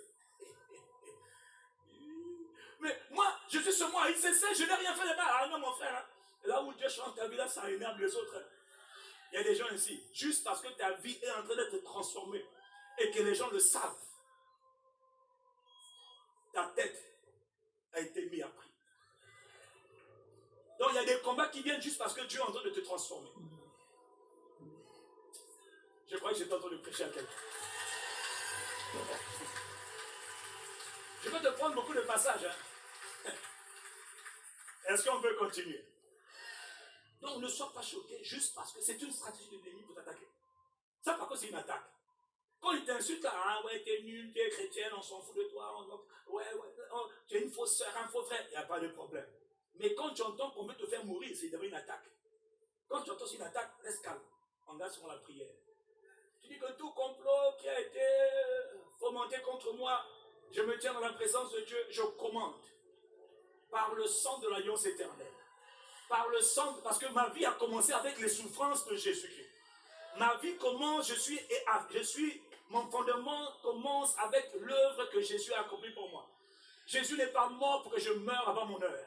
Jésus est mort pour moi, que je sois capable, moi aussi, d'accomplir la volonté de Dieu. Et la volonté de Dieu, c'est que moi aussi, je me multiplie. Que je devienne un témoin de Christ. Que je devienne un faiseur de disciples. Je commence ma vie comme un croyant. Mais je migre de l'état de croyant petit à petit à disciple. Et que par moi, maintenant, les gens se multiplient. Moi-même, je suis transformé progressivement. Et ceux qui me côtoient sont transformés. Quel que soit mon âge, quelle que soit ma place, quelle que soit ma taille, quelle que soit ma position, quel que soit mon ministère, je te dis que je vais me multiplier afin que les âmes soient gagnées par moi. Et quand c'est ça, alors tu déranges. On doit te faire mourir. C'est normal, c'est une stratégie de Satan. On veut te bâillonner. Tais-toi, ne parle plus. Ne va pas dans cette église. Si tu continues d'aller, tu vas voir. C'est des menaces, c'est normal. Va à la terre. Donne-moi ton amen. Acte 23. La Bible nous parle au verset 12. Des Juifs qui ont formé un complot contre Paul. 40 personnes ont décidé de ne plus manger, de ne pas boire, de jeûner, juste pour faire mourir un oint de Dieu. Un homme oint qu'on appelle Paul, qui bouscule le monde entier par la puissance de l'évangile, qui emmène les hommes à se tourner vers Dieu. Paul, un homme appelé par Dieu, s'il vous plaît. Un homme qui a vu Dieu plusieurs fois et menacé de mort. Qu'est-ce qu'il y a de surprenant que toi tu sois menacé de mort? Pourquoi tu es surpris? Et en plus, ça se passe juste le lendemain où Jésus a dit à Paul, Paul, n'aie pas peur. Tu vas comparaître à Rome. Parce que tu as témoigné avec moi partout. Maintenant, je vais faire de toi mon témoin à Rome. Tu vas aller à Rome. Tu vas comparaître comme prisonnier à Rome. J'ai des gens à évangéliser par toi comme prisonnier. Mais la parole n'est pas liée. Voilà comment un prisonnier peut continuer à faire des conversions, des Paul. C'est-à-dire, tant que le gars est en vie, Paul est une menace. Le gars, on vous dit qu'il est prisonnier, mais la bouche n'est pas liée. Et même la présence de Dieu en lui n'est pas liée. Donc la présence de Paul emmène les gens à se tourner vers Dieu. Rappelle-toi, c'est par lui que toute une province, l'Asie mineure, a été gagnée. Une principauté qu'on appelle Diane, qui a changé de nom aujourd'hui, a été vaincue par la puissance de Paul. La puissance de notre de Paul. Qu'est-ce que Dieu peut faire avec quelqu'un qui se sacrifie? Aïe. Ils ont formé un complot. Il y avait moi un complot. 40. Il dit, nous nous abstiendrons de boire et de manger jusqu'à ce qu'on ait assassiné Paul. Donc ça peut t'arriver aussi. Il y a des gens quelque part qui peuvent dire, on ne mange pas tous les jours. Ça, c'est pas parler en langue. C'est incantation. Incantation, enchantement. Oh, que le malheur vienne sur toi. Pendant toi, tu te balades dans les rues de Paris. Un jeune, il prie. Juste pour tuer quelqu'un que tu as loin. La bonne nouvelle. Paul était détendu. Parce que Dieu ne l'a pas permis. Dieu ne l'a pas. Si Dieu n'a pas permis ça pour Paul, j'ai une bonne nouvelle pour toi. Pour toi non plus, Dieu ne le permettra. J'ai une bonne nouvelle pour toi. Quiconque a formé un complot pour te faire du mal, pour te nuire, pour te détruire, j'ai une bonne nouvelle pour toi. Dieu ne le permettra pas. J'ai dit Dieu ne le permettra pas. Donc tu es engagé à travailler pour les intérêts de Dieu, à devenir un disciple de Christ. Je te répète que Dieu ne le permettra pas. Quels que soient les rêves, les songes, qu'on t'a annoncé, je viens te dire de la part de Dieu, que le Dieu vivant, le Dieu qui soutient ICC, ne permettra pas. Donc tu peux acclamer Dieu puis être calme.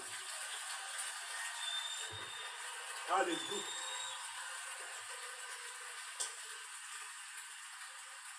Pasteur, que dois-je faire? Que dois-je faire lorsqu'il s'agit de travailler pour accomplir? Je vais terminer par ça. La volonté de Dieu, frère. Là, il n'y a pas que les Amen. Là, il n'y a pas que les Alléluia. Là, il y a la prière. Il y a les prières de combat. Il y a les prières d'enfantement. Et la meilleure personne qu'il faut imiter, la personne qu'il faut suivre s'appelle Jésus. Il faut observer la vie de Jésus. Il est venu du ciel pour accomplir la volonté de Dieu. Et dans Matthieu 26, je vous le dis, je vais terminer par ça. Jésus, alors que c'était le temps pour lui de combattre, pour accomplir la volonté parfaite de Dieu, il est le premier qui doit payer le prix pour que tous les autres deviennent sauvés. Il est donc celui qui doit payer le prix pour que les autres par lui maintenant se multiplient, que le Père ait plusieurs enfants à travers lui et en lui. Donc toi aussi, tu dois enfanter beaucoup de disciples. Dis-moi Amen. Quiconque parmi nous aspire à vivre une vie de disciple, parce que la vérité, c'est qu'une vie d'impact, c'est une vie de disciple. Une vie d'impact, ce n'est pas ton impact avec les nombres d'appartements que tu as. Ce n'est pas l'impact avec l'intelligence que tu as. Ce n'est pas l'impact avec le nombre d'entreprises que tu as, s'il vous plaît. Non, pas là-bas, ce n'est pas l'évangile. La vie d'impact, c'est la vie qui consiste à devenir un disciple de Christ, qui impacte sa génération, pour que Jésus soit connu, pour que Jésus soit glorifié, pour que Jésus soit annoncé. Et là où il n'avait pas été annoncé, pour que Jésus soit glorifié. Là où Satan était glorifié, maintenant c'est Jésus qui doit être glorifié. Quiconque veut s'engager à faire la volonté de Dieu, qui consiste à faire de toi un disciple, le plus petit doit devenir un millier. Et toi, tu vas devenir des dizaines de milliers. Frère, je peux te dire, ça va venir avec les slogans, pas avec les Alléluia, pas avec les Amen, mais avec la prière. Il va falloir que tu apprennes l'art de la prière. L'art de la prière comme Jésus a prié. L'art de la bataille ou encore le combat dans la prière. Jésus alla, Matthieu 26, dans un lieu qu'on appelle Gethsemane. Il te dit bien que quand il faut accomplir la volonté de Dieu, il va toujours t'emmener dans un lieu qu'on appelle le pressoir. Il y a des niveaux de ta vie, frère, je vous le dis, tu vas être pressé. Tu vas devoir combattre. Il n'y aura personne pour t'aider. Ça va se passer entre Dieu dans le lieu secret et toi-même. Ça va être une affaire personnelle entre un homme, une femme et son Dieu. Dans un endroit qu'on appellera, quel que soit le nom, ça va être un Gethsemane, le pressoir, ça peut être les toilettes, ça peut être la chambre, ça peut être une montagne, ça peut être une église, ça peut être un lieu quelconque. Mais là-dedans, là, tu vas te sentir pressé. Il faut que Dieu t'emmène dans cette dimension-là. Parce que quand ça concerne la destinée, la volonté de Dieu, je peux te dire, mon frère, Satan te combat tous les jours. Et pour que tu ne passes pas la volonté de Dieu. Or, je dois me multiplier. Juste une parenthèse. Un pasteur est venu m'expliquer il y a 2-3 semaines qu'il y avait une soeur à l'église qui souffrait d'appendicite. Il dit, pasteur, elle souffrait d'appendicite, elle était très zélée. J'ai prié pour elle, afin qu'elle soit guérie de l'appendicite. J'étais à l'hôpital, j'ai prié pour elle. Et quelque temps après avoir prié pour elle, je me rends compte que je rêve, je la vois dans mes songes. Je me rends compte que je rêve, je la désire. J'ai envie d'elle. J'ai une envie bizarre de cette sœur pour laquelle j'ai prié. Je ne comprends pas. Première fois, ça m'arrive. Deuxième fois, je songe, je fais encore un rêve. Je la vois dans ma chambre. Elle est nue, je la désire. Mais qu'est-ce qui m'arrive? Je n'étais pas comme ça. Le frère est marié. Il dit, mais j'ai des sentiments que je n'avais pas. Que se passe-t-il? Il rentre en jeûne. Il prie toute la journée. Le Seigneur lui dit, la sœur pour laquelle tu es allé prier à l'hôpital, elle t'a communiqué sa charge. Elle a étouffé ton onction. Oui. Ah, c'est un frère qui est un jeune très prophétique. Mais là, il a manqué de sensibilité. Il a posé les mains trop rapidement. Elle a éteint, il dit, elle a pris ton onction. Parce qu'effectivement, il n'arrivait plus à prier. Tu te rends compte, des fois, tu peux prier pour quelqu'un, maintenant tu n'arrives plus à prier. Tu as touché quelqu'un qui t'a communiqué une... La dame était chargée. Et c'est alors que quand le Seigneur lui révèle, il se renseigne, finalement, la dame, en fait, n'était pas malade, mais elle venait de faire un avortement. Parce qu'elle avait couché avec un autre frère de l'église qui était star. Et le Seigneur lui dit que la femme qui était venue, elle était chargée. Elle avait une charge pour te faire tomber. Elle a détruit ton onction. Va chez ton père. Il faut que tu te recharges. Il est revenu à Brazzaville. Priez pour lui. Il a été rechargé. Il est reparti. Oui, non, juste pour vous dire que, surtout vous qui aimez beaucoup imposer les mains là. Il y a des gens sur qui tu as posé la main, ils sont chargés, mais la charge est supérieure à laquelle? Hein? Tu m'entends? Un autre frère, un prophète, lui aussi, même expérience. Il a prié pour une sœur. Et il a commencé à révéler cette sœur. Et c'est bizarre, j'ai touché quelqu'un. Maintenant, c'est comme si toutes les femmes, je vois les seins, je vois les fesses. Je me sens attiré. N'eût été la crainte de Dieu. Voilà comment beaucoup de frères tombent, sans faire l'effort de tomber. Juste parce qu'il a imposé les mains à une personne qui était chargée. Est-ce que je parle à quelqu'un? Je suis en train de te dire juste que Satan peut utiliser toutes sortes d'artifices pour te détourner de la volonté de Dieu. Et que si eux, là, ces deux-là, ils ne craignaient pas Dieu, ils allaient tomber. Mais physiquement, hein. Or là, il était oppressé. Que Dieu te délivre tout à l'heure de l'oppression.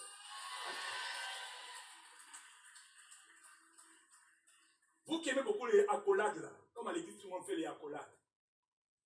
Oh, bon Dieu, mon frère, est-ce que tu sais que parfois les accolades sont une source de... Mais c'est l'imposition des mains. Ok. Tu trouves que j'exagère, hein? Ok. Surtout toi, sœur, qui aime beaucoup serrer les frères, là.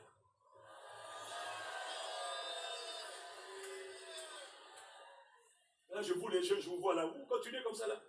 Surtout les jeunes, là. Hein? Oh, bon, à l'église, là. Ah! Ce n'est pas interdit. Mais ça, c'est une chose. Tout le monde n'est pas chrétien. Tout le monde n'est pas converti. Il y en a qui viennent dans le but de t'éteindre. Et quand ils ont réussi à t'éteindre, ils prennent l'onction. Tu n'arrives plus à prier. Tu commences à avoir des pensées impures. Alors, ce n'est pas le cas hier. Quand c'est comme ça, prends une journée de jeûne et de prière. Repends-toi, demande au Saint-Esprit de te recharger, de te restaurer et de te réveiller.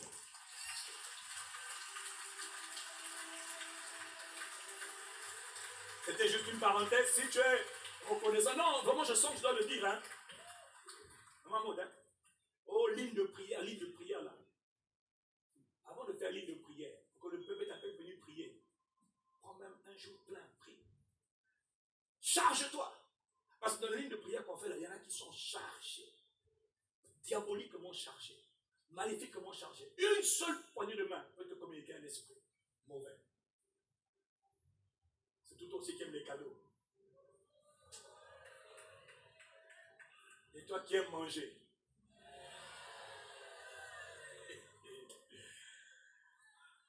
L'ennemi invisible utilise beaucoup d'artifices dans le but de te neutraliser, de tuer ton zèle, de tuer ton feu, éteindre le feu, sa spécialité, et te détourner de la volonté de Dieu. Mais aujourd'hui, on va prier. Si ça t'est arrivé, que Dieu te restaure, que tout ce qui est entré en toi là, par erreur, sorte de toi. Ouais. On va prier. Est-ce que je peux terminer? Toutes les fois que tu veux t'engager à faire la volonté de Dieu, ce n'est pas les slogans, c'est la prière. Parce que Satan, même le pasteur Amassou a parlé des connexions de destinée, même le pasteur Mathieu en a parlé la semaine dernière à vos avis. Mais les connexions de destinée peuvent être écartées par l'envoûtement, par les activités de la sorcellerie, les activités des ténèbres. Donc les gens que Dieu a pris pour t'aider ne peuvent plus t'aider parce qu'ils sont bloqués. Et ils ne te supportent même pas. C'est une œuvre de ténèbres. C'est une œuvre diabolique qu'il faut combattre. Jésus va dans le jardin de Gethsémane. On n'a pas le temps de lire, mais tu connais ce qui s'est passé dans le jardin de Gethsémane. Il s'est éloigné. Il s'est mis à part. Donc il va falloir que tu apprennes l'art d'être mis à part. L'art, soit tu es seul. Parce que pour la volonté de Dieu, d'abord pour toi-même, il faut que tu apprennes à être seul. Dis-moi Amen.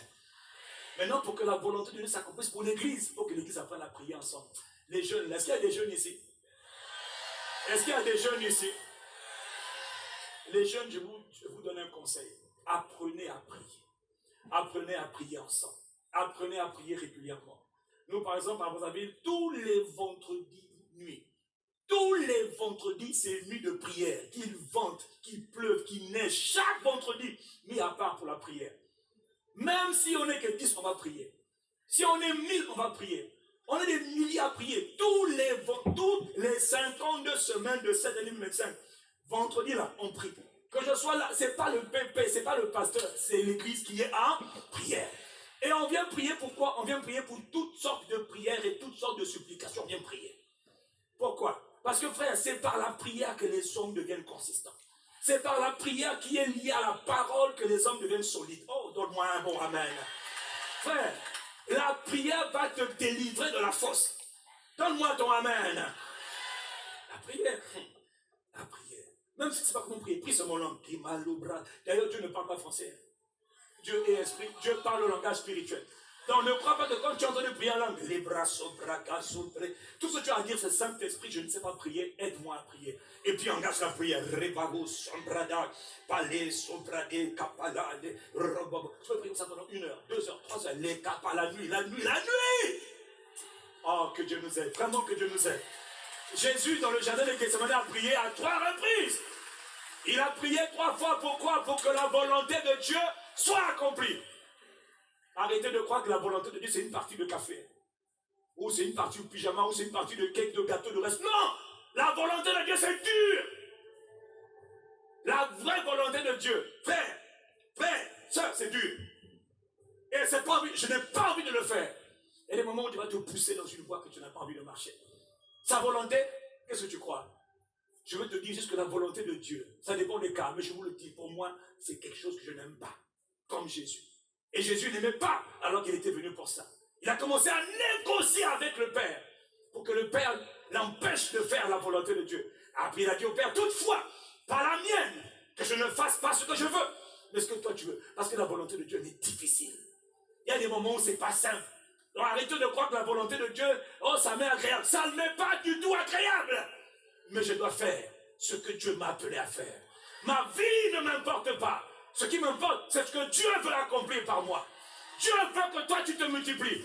Ah ouais, mais moi, je suis quelqu'un de timide. On se moque de ta timidité. Ce que Dieu veut, c'est que par toi, les hommes soient sauvés. Ce n'est pas une affaire de ma volonté. Quelle est ta volonté? On se moque de ta volonté. Marcher avec Dieu, c'est abandonner sa volonté. Marcher avec Jésus, c'est abandonner sa volonté. Ce qu'il a connu, tu vas connaître. Je vous le dis, je vous le dis.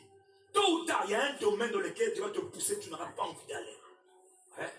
Tu n'auras pas envie. Mais il te dit, c'est ça mon chemin. C'est ça ma volonté. Ah, c'est trop dur. Alors va prier. Demande à Dieu la force. Demande à Dieu la capacité. Demande à Dieu son aide. Parce que faire la volonté de Dieu, je vous assure. Pourquoi est-ce que le peuple est là? Vous pensez que ça lui fait plaisir? Non. Mais on apprend à faire. Parce que c'est un devoir. Nous sommes nés pour ça. Parce qu'il y en a qui croient vraiment qu'on est content d'être pasteur, on est content de prêcher. Qui t'a dit qu'on est content? Qui t'a dit ça? Qui t'a dit ça? C'est faux. Moi, je n'ai même pas envie, mais je dois faire ce que le Père m'a ordonné de faire. Je ne vis pas pour faire ce que je veux, je vis pour faire ce que lui veut. Et des fois, ça me coûte. Oui, mais je dois faire ce que Dieu veut que je fasse. Je suis venu dans le monde pour faire la volonté de celui qui m'a envoyé.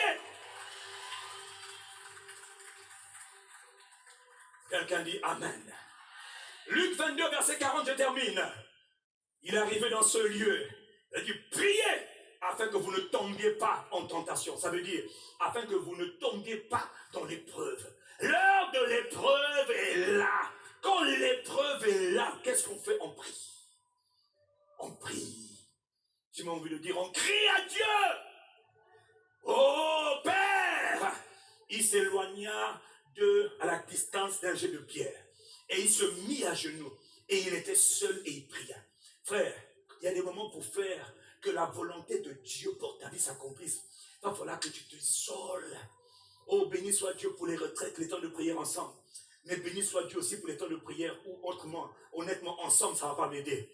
Là, j'ai besoin d'être seul avec mon Dieu. Seul dans le pressoir, où je crie, où je pleure, où je soupire, seul devant le Dieu vivant. Aide-moi, aide-moi, aide-moi.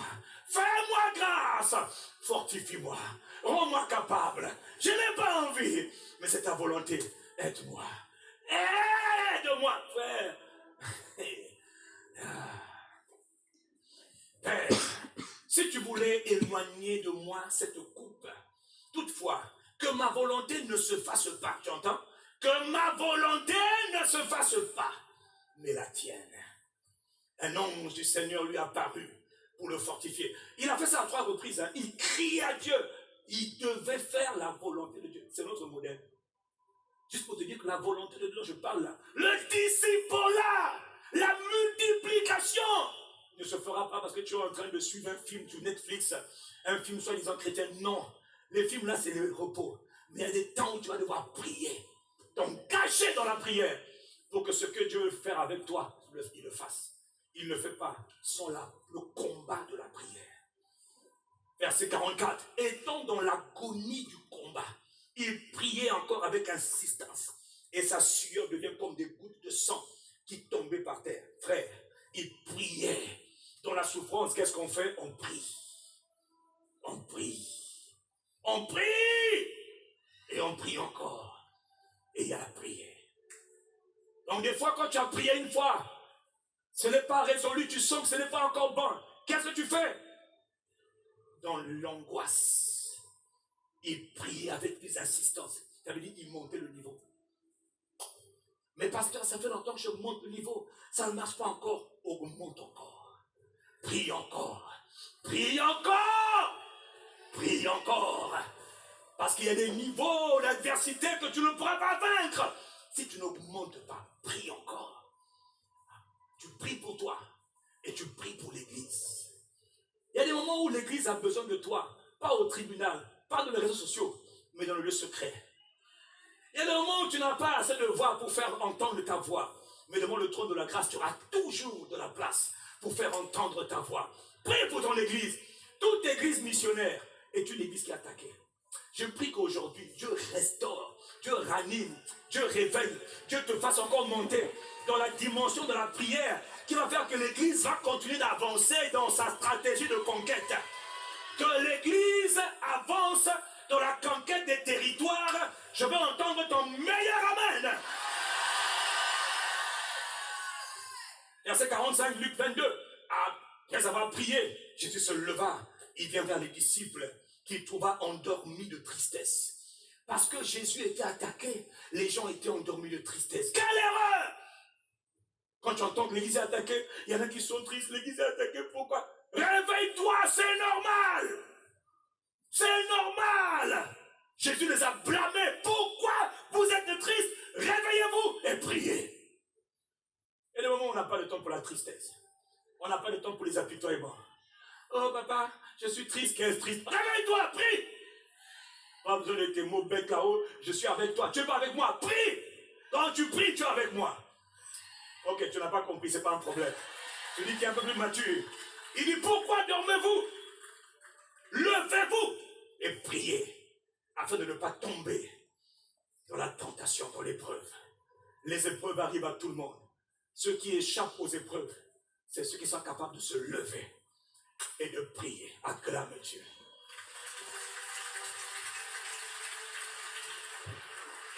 Qui veut faire la volonté de Dieu? Qui a envie que le ciel soit content à ton sujet? Est-ce que parmi nous, il y a quelqu'un qui dit non, moi je veux sincèrement, pasteur, que le Père se réjouisse comme il s'est réjoui de Jésus? Lève ta main si c'est ton cas. Non, si ce n'est pas ton cas, si tu n'es pas sincère, non. Parce que faire la volonté de Dieu, il y a un grand prix à payer. Il y a un grand prix à payer, ce n'est pas de l'amusement. Dieu cherche des vases qu'il va utiliser pour sa gloire. La gloire de Dieu qui suit les souffrances du Messie, c'est d'abord que Dieu veut se multiplier. En France, en Europe, en Amérique, en Afrique, Jésus veut conquérir le monde. Jésus veut ramener les gens vers lui. Jésus veut sauver les hommes du monde entier. Et il va passer par toi, il va passer par moi. Et Satan a dit non, ça n'arrivera pas. Jésus a dit ça va arriver. Est-ce que j'ai parlé à quelqu'un? Est-ce que j'ai parlé à quelqu'un? Dans quelques instants, acclame Dieu. Dans quelques instants, miséricorde. On va prier. Jésus veut sauver. Mais avant que je n'aille plus loin, on va prendre la Sainte Seine, on se prépare. Mais avant qu'on prenne la Sainte Seine, permettez-moi, je le fais comme je le fais d'habitude. Si vous êtes là, vous n'êtes pas encore sauvé, vous n'avez pas reçu Jésus comme Seigneur et Sauveur, veuillez vous asseoir. Votre nom n'est pas encore inscrit dans le livre de vie qui est dans le ciel. C'est-à-dire que tu es là, mais la vérité, toi et moi, on sait que tu n'es pas encore né de nouveau. Est-ce que tu es né de nouveau? Est-ce que tu as reçu la vie éternelle? Tant qu'un homme n'a pas encore reçu la vie éternelle, tu ne vis pas, tu existes. Est-ce que tu veux recevoir Jésus? Jésus a dit, venez à moi, vous tous qui êtes fatigués et chargés. Et moi Jésus, vous donnerai du repos. Jésus a dit, quand il est écrit dans Apocalypse 20, verset 15, que quiconque ne fut pas trouvé inscrit dans le livre de vie qui est dans le ciel, fut jeté dans le lac de feu. Il y a un endroit qu'on appelle, il y a un lieu qu'on appelle le lac de feu.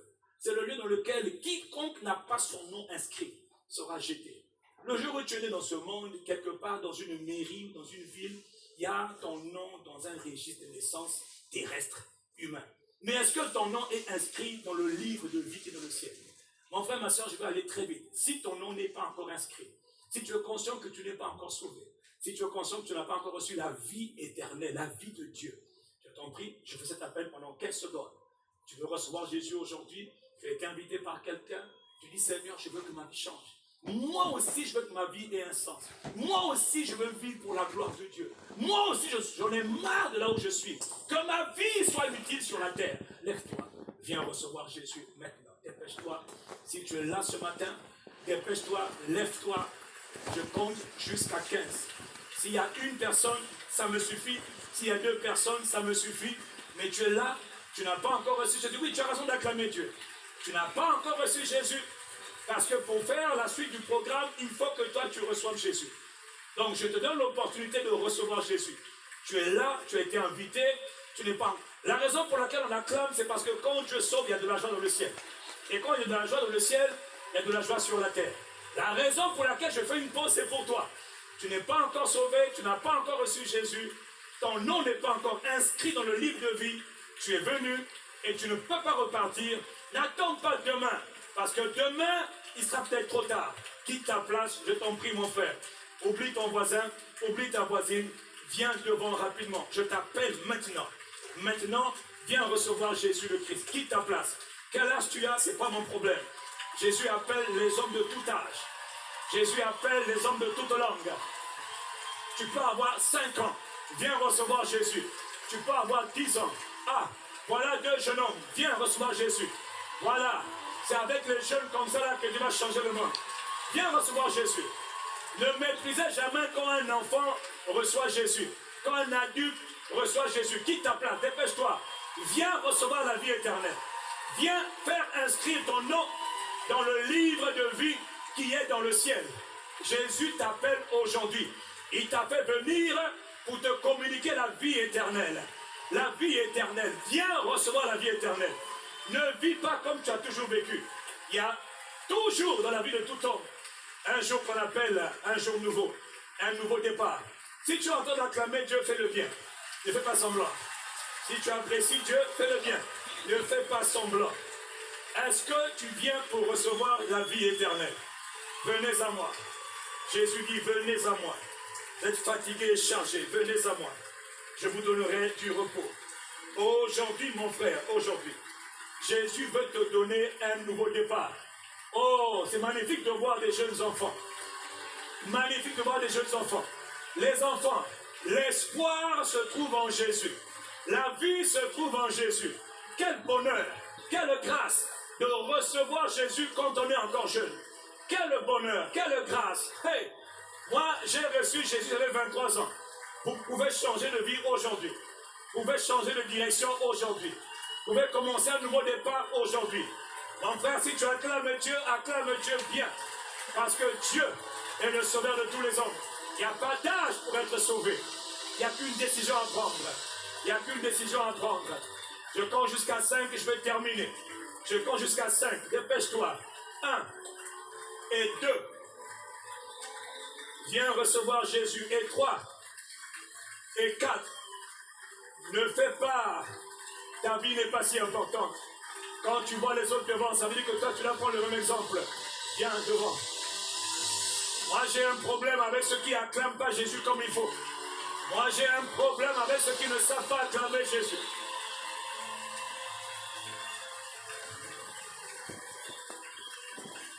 Gloire à Jésus. Toi qui es à ta place et qui n'est pas devant, donne un bon amen à Jésus qui sauve. Tout rassemblement où quelqu'un aurait pu recevoir la vie éternelle et il ne l'a pas reçu, c'est du gâchis. C'est du gâchis toutes les fois que quelqu'un aurait pu être sauvé. Mais qu'on ne lui a pas donné l'opportunité d'être sauvé. C'est du gâchis. Du gâchis. Jésus a souffert pour que les hommes n'aient plus à souffrir. Jésus a été maudit. Que tous les hommes qui le reçoivent, qui croient en lui, soient bénis. Jésus a été rejeté. Pour que toi, tu ne sois plus jamais rejeté, mais que tu sois accepté. Jésus a souffert à cause de moi, à cause de toi. Quelqu'un me donne un bon amen. Vous qui êtes venus devant, je vous demande de mettre la main sur la poitrine. Et vous allez répéter avec moi. Mettez votre main sur la poitrine. Les amis, ce qu'on fait là, c'est extrêmement important. Ce n'est pas un acte naturel ou charnel, c'est un acte profondément spirituel. Mettez la main sur votre cœur, baissez votre tête en signe de révérence envers Dieu. Pourquoi le faire? Parce que vous allez recevoir le Seigneur Jésus. Il est écrit, si tu reçois, si tu reconnais publiquement de ta bouche que Jésus est le Seigneur. Romains chapitre 10 au verset 9, la version seconde 21. Si tu crois dans ton cœur que Dieu l'a ressuscité d'entre les morts, alors tu seras sauvé. Il faut le faire publiquement. Quelqu'un me dit publiquement. On reconnaît Jésus, dis avec moi publiquement. On ne le fait pas à sa place parce que Jésus a été crucifié publiquement. De 9h à 15h, Jésus a été exposé publiquement. Et quand je viens recevoir la vie éternelle, je le fais publiquement. Laisse ta tête et répète avec moi, Seigneur Jésus-Christ. Je me tiens publiquement devant toi. Je crois et je confesse que tu es le Fils de Dieu. Que tu es mort à cause de mes péchés. Pardonne-moi, Seigneur Jésus. Tous mes péchés que j'ai commis, volontairement et involontairement, sciemment et inconsciemment. Purifie-moi, Seigneur Jésus. Lave-moi de tous mes péchés. Seigneur Jésus, je me tourne vers toi. Je m'humilie devant toi. Je te reconnais aujourd'hui comme mon Sauveur, comme mon Seigneur. Viens à l'intérieur de moi. Sauve-moi. Je t'invite. Je t'appelle. Viens en moi par ton Saint-Esprit. Sauve-moi. Inscris mon nom dans le livre de vie qui est dans le ciel. Sauve-moi aujourd'hui. Délivre-moi aujourd'hui. Donne-moi la vie éternelle. Aujourd'hui. Aujourd'hui. je me tourne vers toi pour recevoir ton salut, ta présence. Seigneur Jésus, je te remercie. Père, dans le nom de Jésus, je te remercie. Parce que aujourd'hui, tu m'appelles à toi. Je déclare publiquement, je confesse que je suis sauvé. Aujourd'hui, je déclare que mon nom est inscrit dans le livre de vie qui est dans le ciel. Je glorifie Dieu, je glorifie Jésus. Amen, amen, amen. Acclame Dieu. Bienvenue dans le royaume de Dieu. Bienvenue dans la famille de Dieu.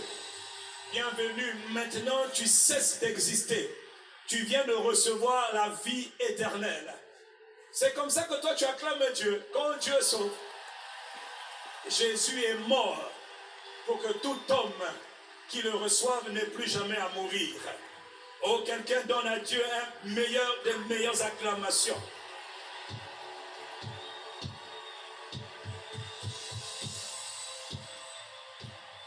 Donne-moi ton amen que je l'entende. Alors écoutez, je sais que d'habitude, on a l'habitude de les faire sortir. Mais aujourd'hui, je demande expressément, à la fin du culte, on va vous appeler certainement.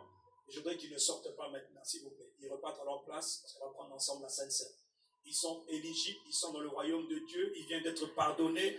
Leurs péchés ont été pardonnés, ils sont purifiés par le sang de Jésus. Donc, ils vont prendre la Sainte Seine avec nous et ils vont participer à la table du Seigneur, au repas du Seigneur. Quelqu'un dit Amen. Je vous demande donc d'aller vous asseoir, repartez à vos places et préparez-vous parce que nous allons